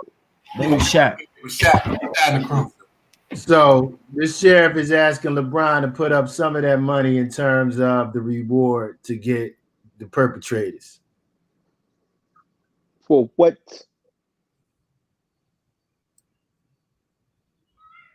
Yeah, I think I think that his, to ask that publicly is disingenuous. I think if LeBron would want to do that, then I think, he knows he would reach out, or his people will reach out. I think it's like setting them up, and I think it's, it's like putting them in a situation of where you got to choose, right? You got to choose it between like, is it you only care when a police officer shoots an unarmed person? Do you care when somebody shoots a innocent police officers, or for no provocation? Now should he put up the money? I've always been one not to really give an opinion on what somebody should do with their money, so that's my answer. Fresh, you're on mute. You're on mute. Oh, my bad, y'all. I want to know why did they pick LeBron? Can I ask that first? Do anybody know? Like, well, I guess because he played for the Lakers in California. All the stars of LA. We talking about Hollywood, y'all. We talking about with the billionaires. It's political, right? He's the one speaking out right now. Oh, okay. They want to put him in that situation to say, well, you speaking for people who are victims police brutality and police killings, why don't you put up for when the police get shot? Were the police sitting outside the Staples Center?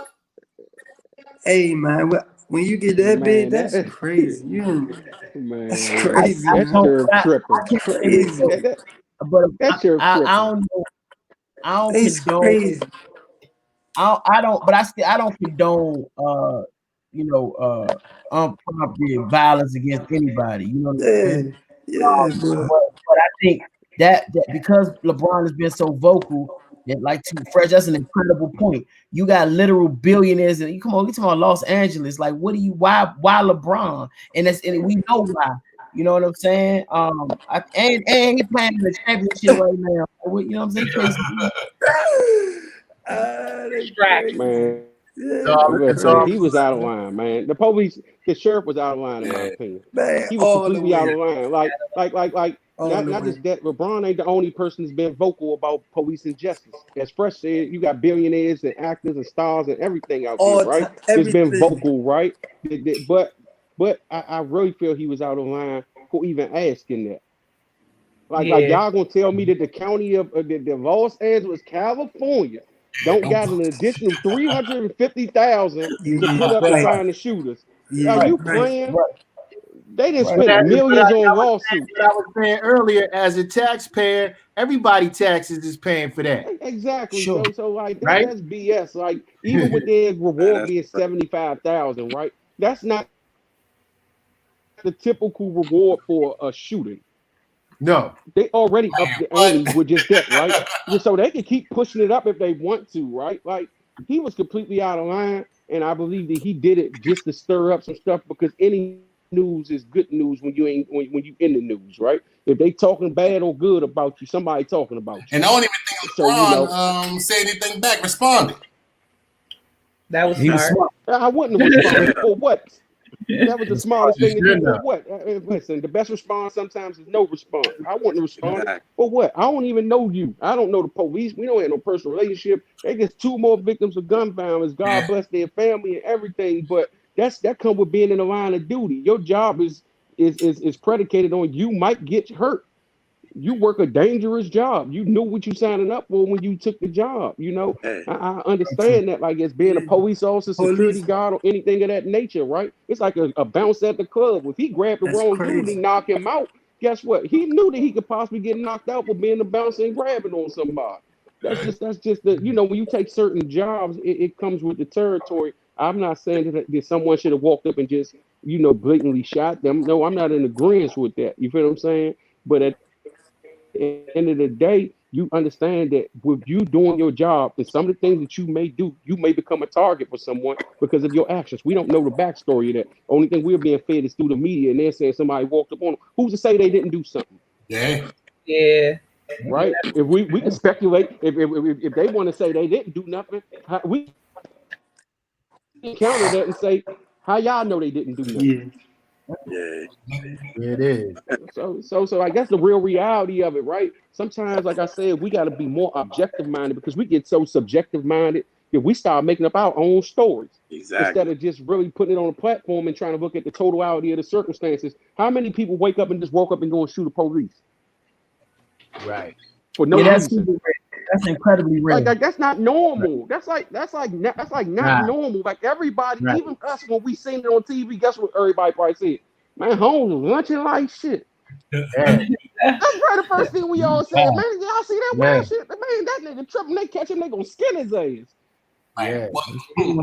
Because it's not normal. Because it's not normal, right? That's not normal. That's why we had that reaction. So when you step back from what's the norm and try to be objective minded and look at the whole situation, we need to ask ourselves, why did he do that? You know what? We probably never know the answer, but it ain't put us in the time though. And I'm speaking. I'm saying this from the standpoint too of just like leaders and people that have voices in the community. You know, we got to be very again. I don't mean to keep using this term, but intentional and strategic in how we respond. We live in a time we feel like we, you know, especially with social media, we gotta respond right away. But it's very difficult to do that when you don't even be having the facts, right? And I think we can't let ourselves get pulled into these directions and moving on emotion when we're leading people, right? Because then we're leading people. Sometimes we can lead people down a dark alley, if you will. And as a leader, you know what I mean? I'm very thoughtful about what I say, how I say it, and especially coming from the hood, like we coming from how we come up. Sometimes people can mistake strategy for being scared. You know what I'm saying? But it's the stakes are higher now. We can't afford to just be moving and ill-advised and moving on emotion and don't have the facts. And then people be able to come back and double back and use that to silence our voice. You know what I'm saying? And then I see sometimes even on a national level where I see people saying what people should do, right? As it relates to, especially even when it's Breonna Taylor thing, I see people saying what people should do, but you ain't done it. You ain't went and shot nothing.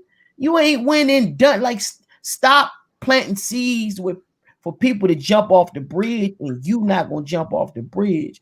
And you know, I think that's something that I just wanted to share, because in these moments, like, and I think to speaking the fact that LeBron didn't respond, I thought that was brilliant. Like, you don't have to respond to that. You do not have to acknowledge that request. You know what I'm saying? I think some of us need to learn from that in general about how we respond to whatever's going on. You get a call about something, this happened. Young guy shot over here, young guy, but okay, but what happened? What's the next steps? And don't feel rushed, because we are dealing with people's lives. And so we can't afford to really fumble. That's how I feel about it. Nah, I agree with you, Tony. I also think sometimes, and this is in a totally another direction, but a lot of times, because people be clout chasing so much, you'll get a call from the news or be asked to be in front of a camera, and you ain't had no expertise in the topic that you're talking about. But instead of referring to the man that actually knows it, instead of me saying, you know what, I think you should call my man Tony Lewis about it. You should call Booby about it. You should call Miss Hardy Rowler or my man Fresh. I'll be like, nah, you know what? I'll be here at 4 o'clock when you want to interview me. Right? I don't know shit about the topic, but I want to be seen on television. I'm gonna take that. It's funny because Tony always say that. I know. Tony always say that. That's Tony's favorite joke. Man, listen, man, that feel. Listen, call such and such. He always say that to me. Listen, I don't know nothing about it, Holmes. I don't know nothing about it. Why would I interview? And you know what the media does when they comfortable, they did the stuff, they'll reach out to you quick. Like, I'm like, yo, I don't have nothing to say about that. Maybe you should call this person or that, because I'm not the person to do that. I'm not so, like you said, I ain't clout chasing. I'm not so thirsty to be in the news for me to just feel like I can speak on everything. Like, it ain't my place, or I'm just not well versed, right? Exactly. You know what I'm saying? Why wouldn't I? And people that call it, why wouldn't I feel comfortable referring anybody on this call for something that you're better suited to speak on than I? Exactly. You know what I'm saying? Like, why would I do that? Why? Who am I? You know what I'm saying? That's, people need to take some, you know, but you know, that fame thing can be, man, it's a terrible drug, man. You know what I'm saying? So yeah, people gotta stay humble, bro, at all times, and think about it's not about you, it's about the movement. It's about, yes, sir. Greater good. Next clip. They did a special on Melissa, whose brother was killed, Maurice Scott. So they asked the interview Guns Down Friday, and we put the kids in the forefront of that. So shout out to the people reporting good news. Oh, and I'm sorry, my uncle is on here. My uncle was shot. He does the same work I do, and he was shot by one of the kids he worked with. And then the young man turned around and shot and killed himself. So shout out to my uncle and all of my family. Shout out to your uncle. Definitely. Next clip. I think this is a perfect one-on-one conversation. Probably, I think this is a perfect. I met you one time in Philadelphia. One-on-one conversation. You see my growth. No funny shit. This is probably the biggest thing that you gonna ever touch, brother. Like, I'm telling you. What? Like, this is gonna be everywhere. Like, I'm talking about Fox everywhere. You know what I'm saying? One-on-one. Chair to chair, 2 cameras, mic'd up. We let it all out. Ain't no censor. Like, yo, you hear me? Like, no censor. There's nothing that you can't ask me, right? Yeah, I heard you. Yo, Gilly, put it like this. Look at all of Joe Buttons, right? Look at the Axe. Look at the Waynos. Look at all of these niggas. They ain't doing shit, right? You the first nigga I sit down with since like I don't sit down with niggas. I haven't done an interview yet. You know what I'm saying? Mm-hmm. Everybody's waiting on that interview, and it's a one-on-one. Tekashi 6ix9ine, Barbara Walters, Gilly Kid, right there, one-on-one, no censor. Don't hold back, nigga. Like, you know me, nigga. I met you, nigga. Like, you know what I'm saying? Don't hold back. Yo, I don't condone what you did. It's not justifiable. It's not this, that, and the third. Gangster. Like, you know what I'm saying? At the end of the day, you a grown-ass man. I'm a grown-ass man. My respect to nigga you. can't vouch for no rat shit. It is what it is. Your respect for me, it is what it is. But at the end of the day, this is what the people want. You got to give them what they want. Who wants it? You a voice of the streets right now. You know what I'm saying? So, just for the record, I know I'm the voice of the streets. You ain't gotta tell me that. I've been the voice of the streets for 20 plus years. Second record, the biggest thing I ever did in my life was the birth of my kids. Shout out to Dayana. Shout out to Kayed. Shout out to Devin. Shout out to Talib. Shout out to Nala. That was the biggest things I ever did in my life. Question is, do snitches deserve second chances? Oh, y'all made this a group question. Oh man. I go first if I can. I don't even. I don't. Let me. I'm gonna say this personally. I don't believe. I mean, second chance in what regard? What I would say that, you know, I got a 4-year-old and a soon to be 7-year-old, and I teach them about accountability, right? And I think this is what we really got to think about, and the idea of snitching, right? And snitching is somebody who participated in a criminal act, and you know, it's not a citizen. It's not somebody who calls the police. It's not somebody who testifies when they see a crime in their community, right? A law-abiding citizen is someone that breaks the law, gets caught, and subjects other people to penalties that they don't want to incur themselves, right? And so to me, that's a character issue.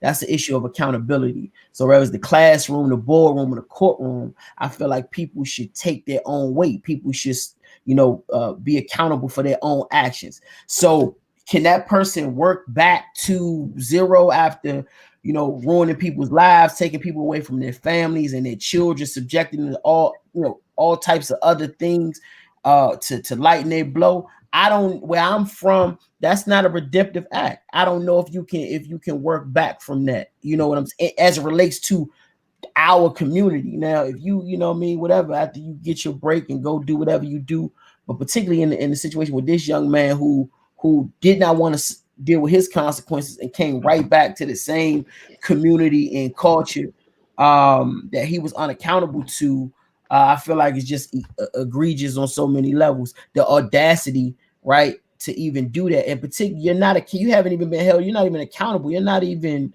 you know, ashamed or anything about not being accountable.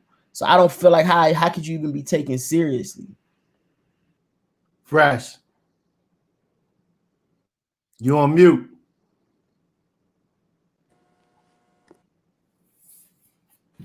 Hold on, that Tony, that just reminded me of that when the young in the background, when the little kid walked in on her father's report.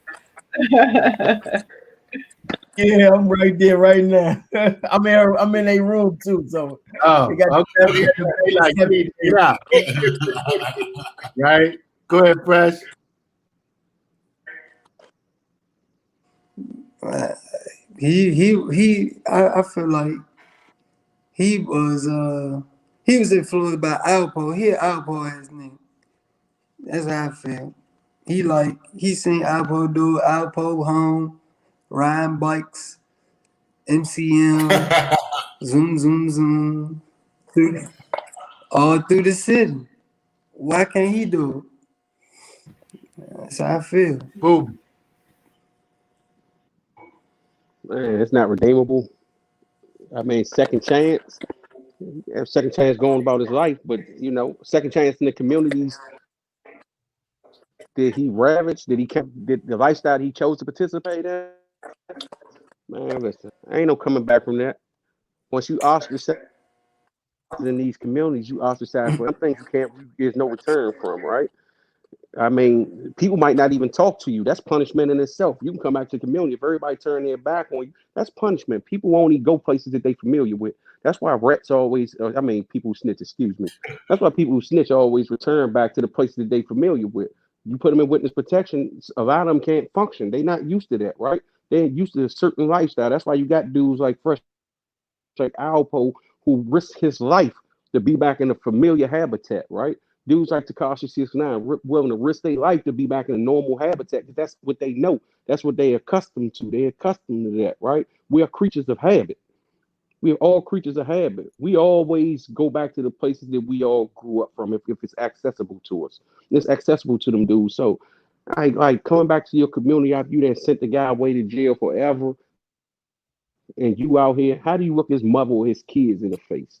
How do you get a second chance on that? That's just like death. Sitting in jail with a life sentence is a slow death. You got to wake up every day until you die and they roll you out of there. So I just want the viewers and I want the panel to really think about that, and if anybody on this panel knows about a person that's waking up every day with the hope of one day getting out, but there's no release date, it will be told with his father. His father been in jail 30-something years. You got dudes on a case that was convicted of murder, right? Who were back on the street. His father didn't kill anybody. But he's sitting there for the rest of his natural life at this time because of somebody telling. Mm-hmm. So how do Tony look at the man that told on his father, right? We're not hypothetically speaking. We're speaking facts. How does he look at a man that told on his father, took his father away from him? His father has never been able to be a man in Tony's life as a man, as a free man, because there's restrictions in the visiting hall. So this might be things that he want to do with Tony or emotions he want to show Tony. He can't even touch him. You get a hug coming in and a hug leaving out. How do a man get a second chance after doing something like that? Right. So I just really, those are the things that I take into consideration. Right. I don't think people think that far ahead of everything that you just said. Like, yeah, like those are the things that I take into consideration when making my determination. Everybody is kill all rats and all that. Like, listen, it's a lot of slogans that sound slick, but everybody don't really look deep into what they be saying. It's like defund the police. Half you dudes would probably get tore off the frame if it wasn't no police. But y'all yelling defund the police, right? I'm a realist. You got to have them here for balance. You feel what I'm saying? So when I look at stuff like that, and I speak on that because I in my life, I got family members that told we don't have no communication.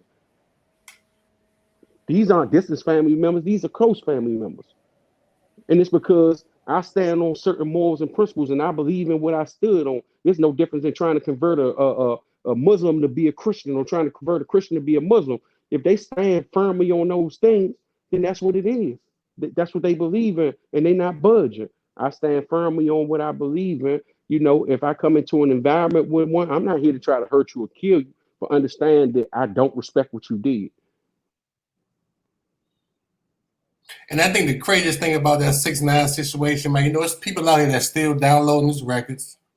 People still doing songs with him. Well, because they civilians. They civilians. Some of them civilians, right? You got to remember the number one consumer of rap music when they was keeping track of CDs, right, was suburban kids, right?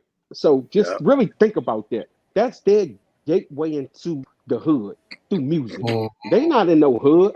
They live out Chevy Chase somewhere. You don't care about Tekashi 7. It don't affect you, man. Some people don't even know people who ever been to jail. There's people in this world, and it sounds unreal because we all come from an environment where we know people been to jail, been shot, been victims to a lot of things. You got some people who live in this world who never experienced that. Like if I go to some of these communities and tell a person I did 13 years, they probably say, "Wow, you're not crazy." They don't know one person that been to jail. Mm-hmm. So that's the reality. So those are the type of people that are going to continue to download Tekashi music because they like his music. Because they like his music, right? Because they're a fan of his music, not of his actions. Mm-hmm. My daughter, I heard her listening to Tekashi 6ix9ine. So I'm like, babe, did you know he did this and he did that? You know what my daughter told me? She said, "Ha ha, you're mad, big mad." I'm like, what? Hey, Yeah. hey, no, hey, hey, That's let me funny. tell you about my daughter, right? My daughter is 12. So, man, she put on, you know what I'm saying, one of his songs, you know, she say, man, daddy, this a hard beat. You know, me, I say, man, turn that shit on. So she like, why? Oh, he hot. So I said, yeah, he hot. You know what I'm saying? I don't want to hear him. You feel what I'm saying? So my daughter, she say, so daddy, you was locked up. I said, yeah. And you didn't tell. I said, yeah. She said, so how about if, you know, you was like him and you was facing a whole bunch of time, but you know, I'm out here and all your kids out here. Would you have Nelson told? You know, I told her, I say, let me tell you this. Your grandmother, she always said, don't do the crime if you can't do the time. You see what I'm saying? So, you know, my answer to her was, you know, I wouldn't even put myself in that position to even have to come to prison. And if I did put myself back in that position, then I know what comes with that. You see what I'm saying? My name is everything. And with you being part of me, which means that the same footsteps I make are the footsteps that I hope you walk into. And that's with integrity and knowing right from wrong. And knowing, like, listen, if you can't do the time, don't do the crime. Right. And it's sad, but it's true because again, you know what I'm saying, with this guy, he rap, he's making money. So now, so you got all these other people now doing songs with him. They know he hot, but at the same token, they probably never seen or never had nobody in their family in prison. You know what I'm saying? So a lot of them don't really know the severity of someone being hot and how much stuff a hot person can do to hurt the whole family. You know what I'm saying? But Right. and also the only thing they see is dollars. That's all they see is dollars. It's Greed. no Greed. morals, no principles. And this is the same message that I be trying to explain to, you know what I'm saying, our youth. Like youngin, if you sold any type of narcotic, you know what I'm saying, that's on you. But if you have, then at least you have some type of skills. You know how to add, you know how to talk, and you know how to market. Because in order for you to have been outside, you know what I'm saying, with that work, you had to have all these same skills. Right. So let us help you use those same skills and, you know what I'm saying, do something positive. So man, that is so that you don't even have to put yourself in that In that type situation. of situation. And man, on that note, I'm always going to say that, Free Tony man, Lewis. free Tony Lewis.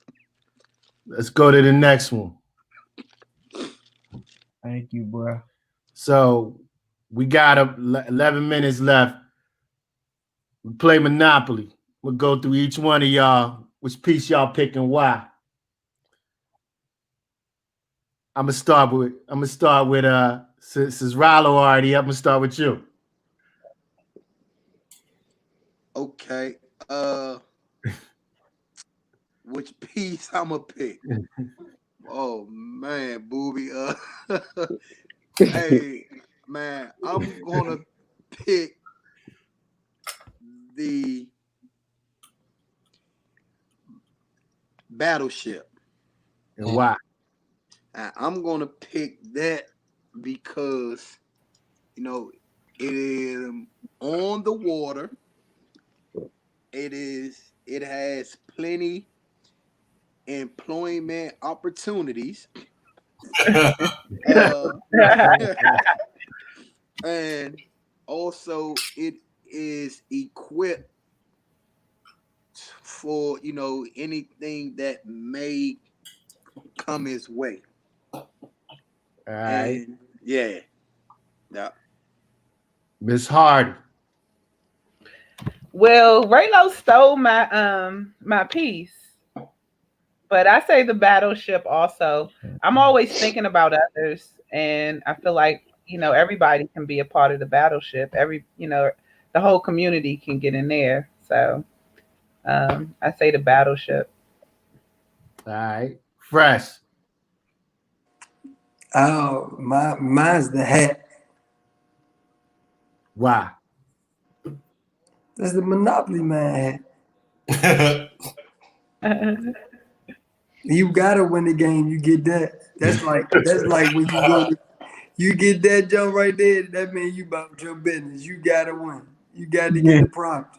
You got to. That's just since a little boy, yeah. Booby. I'll go with the car. That's the most popular piece on the real. I just say the car because man, when I was growing up, man, you tried to grab the car when they brought the board out. Try to grab the car, you start talking about what kind of whip it is, man. When I was a kid, that was a Z. That was probably like a 300 with some deep dish hammers on it or something. You know what I'm saying? So, the car, but yeah, it would be probably the car for me 9 times out of 10. Just a tradition in playing the game. So, it was always the car. The car gone. You just grab anything in there. I would probably pick the car too, man. I always go with the car. Cars are so important. Like I just think about, the books that I read. TJ and Tony Lewis book. They talk about their parents' cars.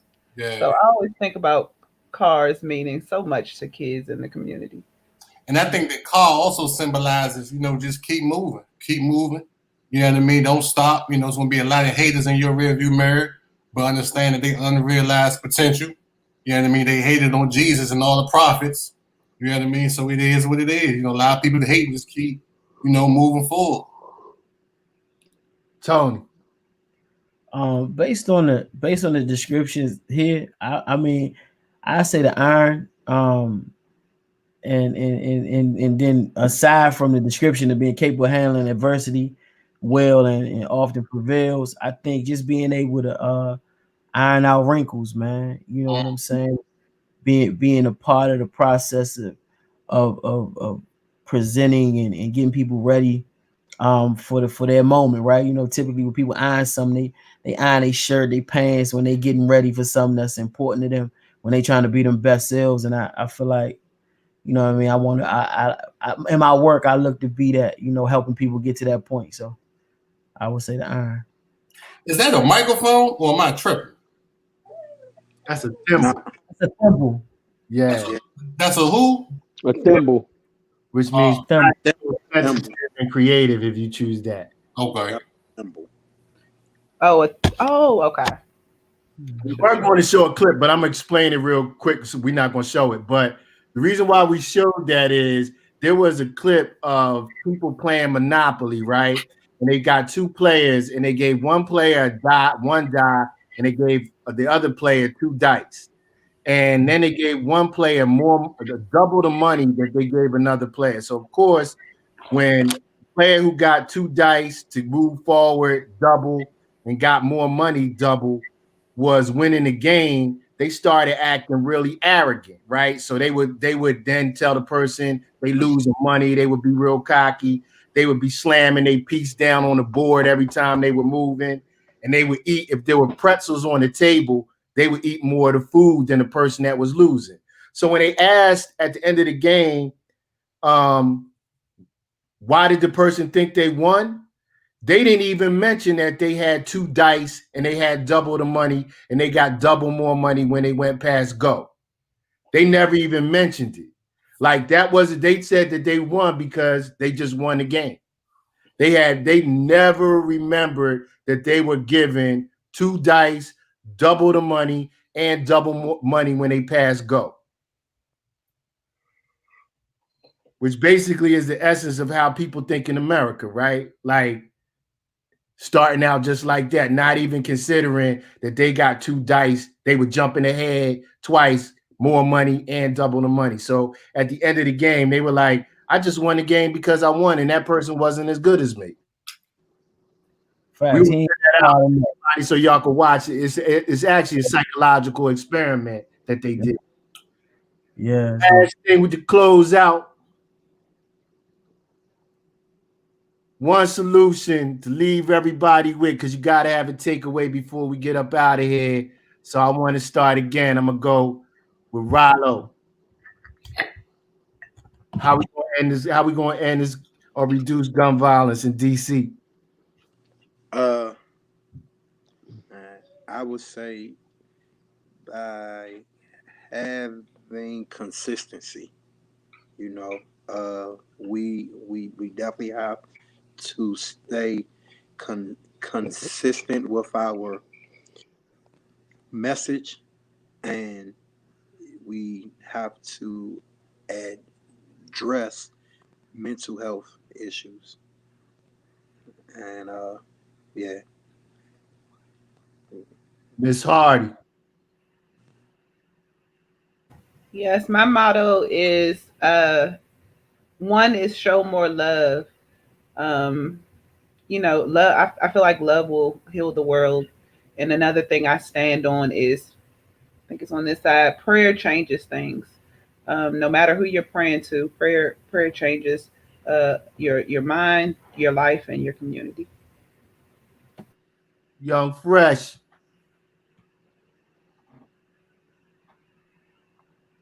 You're on mute.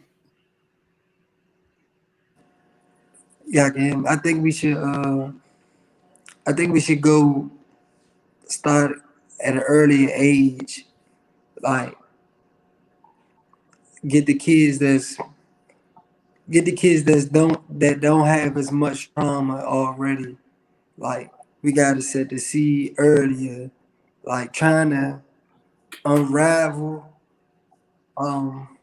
the trauma from a kid is much harder than working on a kid who don't have that much trauma to unravel at all, or any trauma at all. So you can put that in him, and he'll put it in the next, and then like that. I'm not saying that let's forget about the ones who were subjective to it already. I'm just saying we should put some more focus into earlier youth as well, the even younger youth. I feel as though we should go younger, like go even younger than 15, 16. Let's start earlier, and then it'll be more cooler for the next generation. You know what I'm saying? Like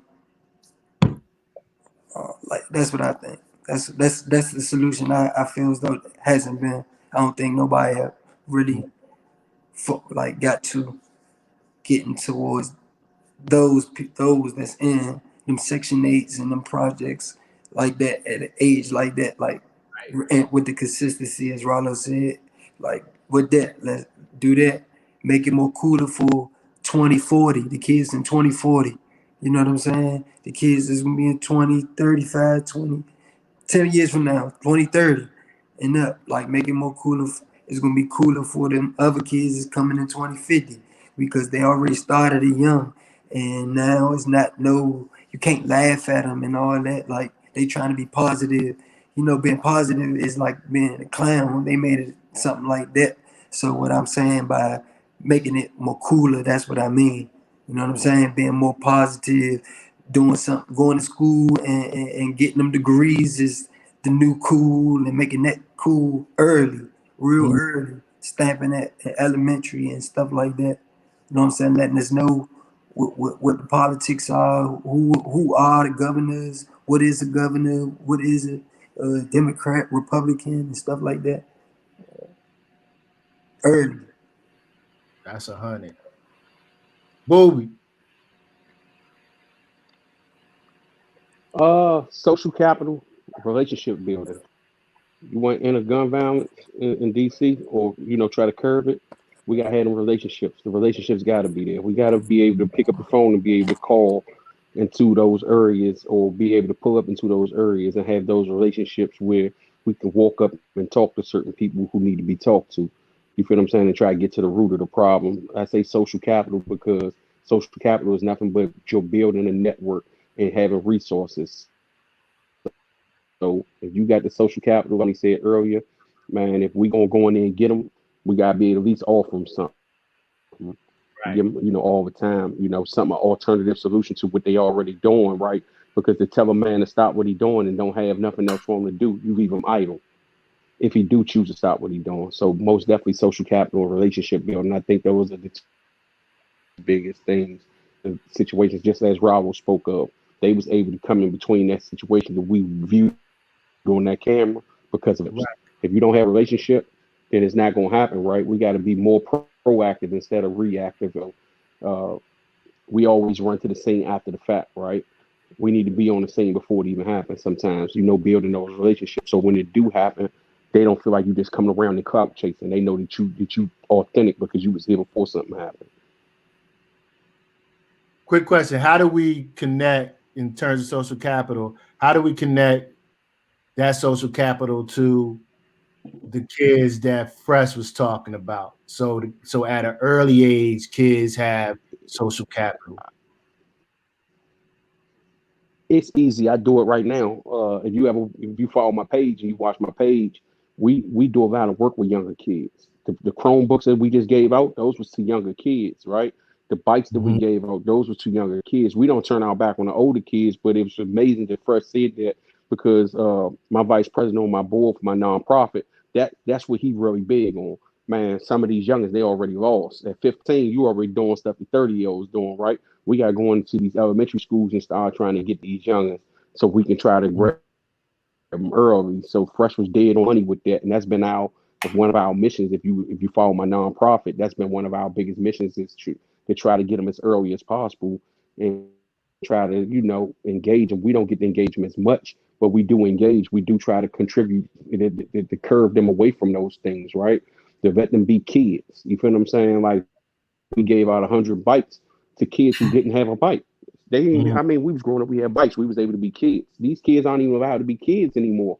They're being pushed straight off the porch into teenagers and adults at an early age with responsibilities. So I think that in order to, do that, we got to be more engaged with the schools, the recreation centers. We got to be more engaged in our community with building relationship and talking to parents and things of that nature, and just knowing who are around us and, having people comfortable enough to even open up to us about a kid going through something at an early age so that we can address it instead of them trying to hide it in the home and trying to fix it. They might not be capable of doing it. They might not have the tools. So that's what I mean by relationships. No one is going to tell you about the problems that they're having in their house unless they got a relationship. And that starts with, you networking and building that social capital. And you come around not just clout chasing or taking pictures, but you just showing up and being there as a person. Social capital is such a critical thing that we don't talk enough about. Tony. Yeah, so long term, I think it's imperative that we have a wealth transfer to the African American community, or the communities of color in this country, and specifically in this city. It's dire. We need that because I feel like what that allows is not just in terms of people to live better, but people to get out of this hopeless and desperate space where they can really address some of the issues, whether it's obviously mental health or addiction, trauma, whatever the case may be. But in the immediate, I think what we got to do is have a whole focus on how do we de-silo, right, and create linkages that can help people ascend, help people heal, and all of these things that we know that are necessary to eradicate violence in our community, right? I think a prescription for violence is we have a lot of these things, but we have to de-silo and connect.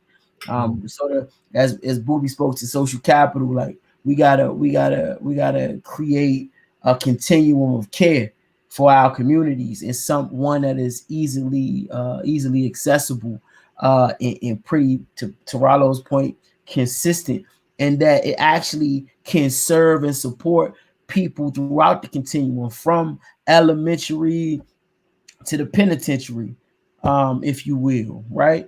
Like really being able to elders, to seniors, because we live in communities where the need is there across the gamut, right? Across the spectrum, the need is there, these same needs.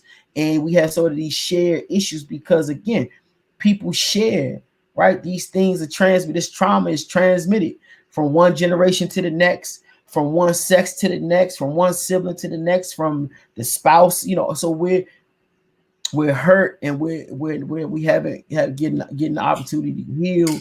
And so we living in these situations where the spill out is violence. That's how we talk. That's the language. And so in order to eradicate that, I really feel like there's a lot of great work being done in this city and in this region, but we got to find a way to de-silo that work and combine efforts.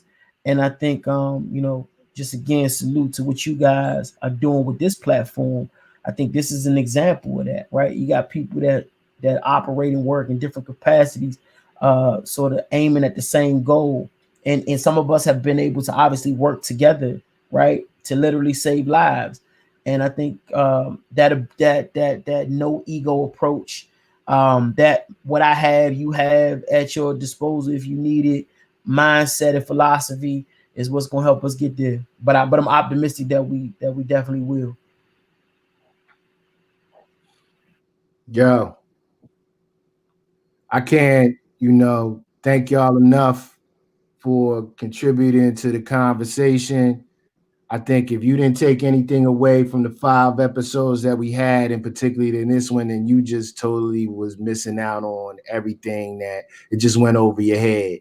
But I appreciate y'all for all the work that y'all doing, because y'all are genuine and committed to the work and been committed to it over time. And if we couldn't have picked like 5 better panelists to have to come on here for the first episodes to kick it off. I don't know, Che, you want to make any comments before we out here? Yeah, for sure, man. We appreciate you guys, man.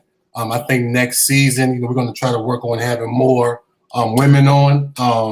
I got a text saying we need more women voices. So that's definitely one thing we're going to try to work on for next season. But as of season 1, man, I salute you guys, man. Keep doing the work. You know what I mean? Be different. Always base your opinion.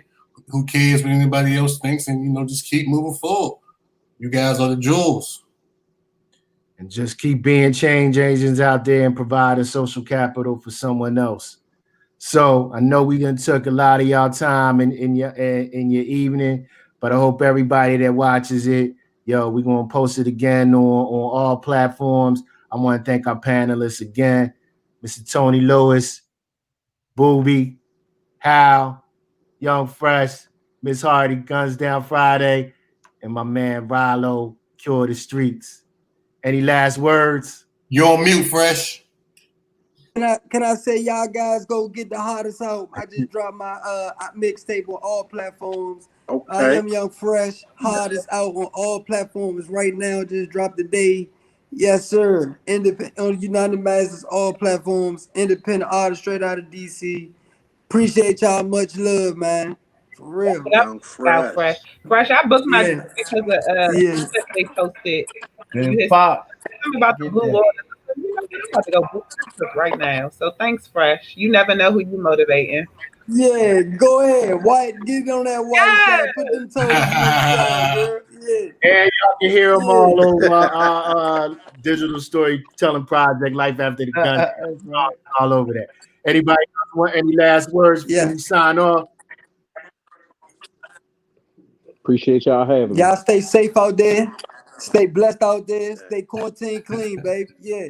Life After the Gunshot, season 1. Close it out.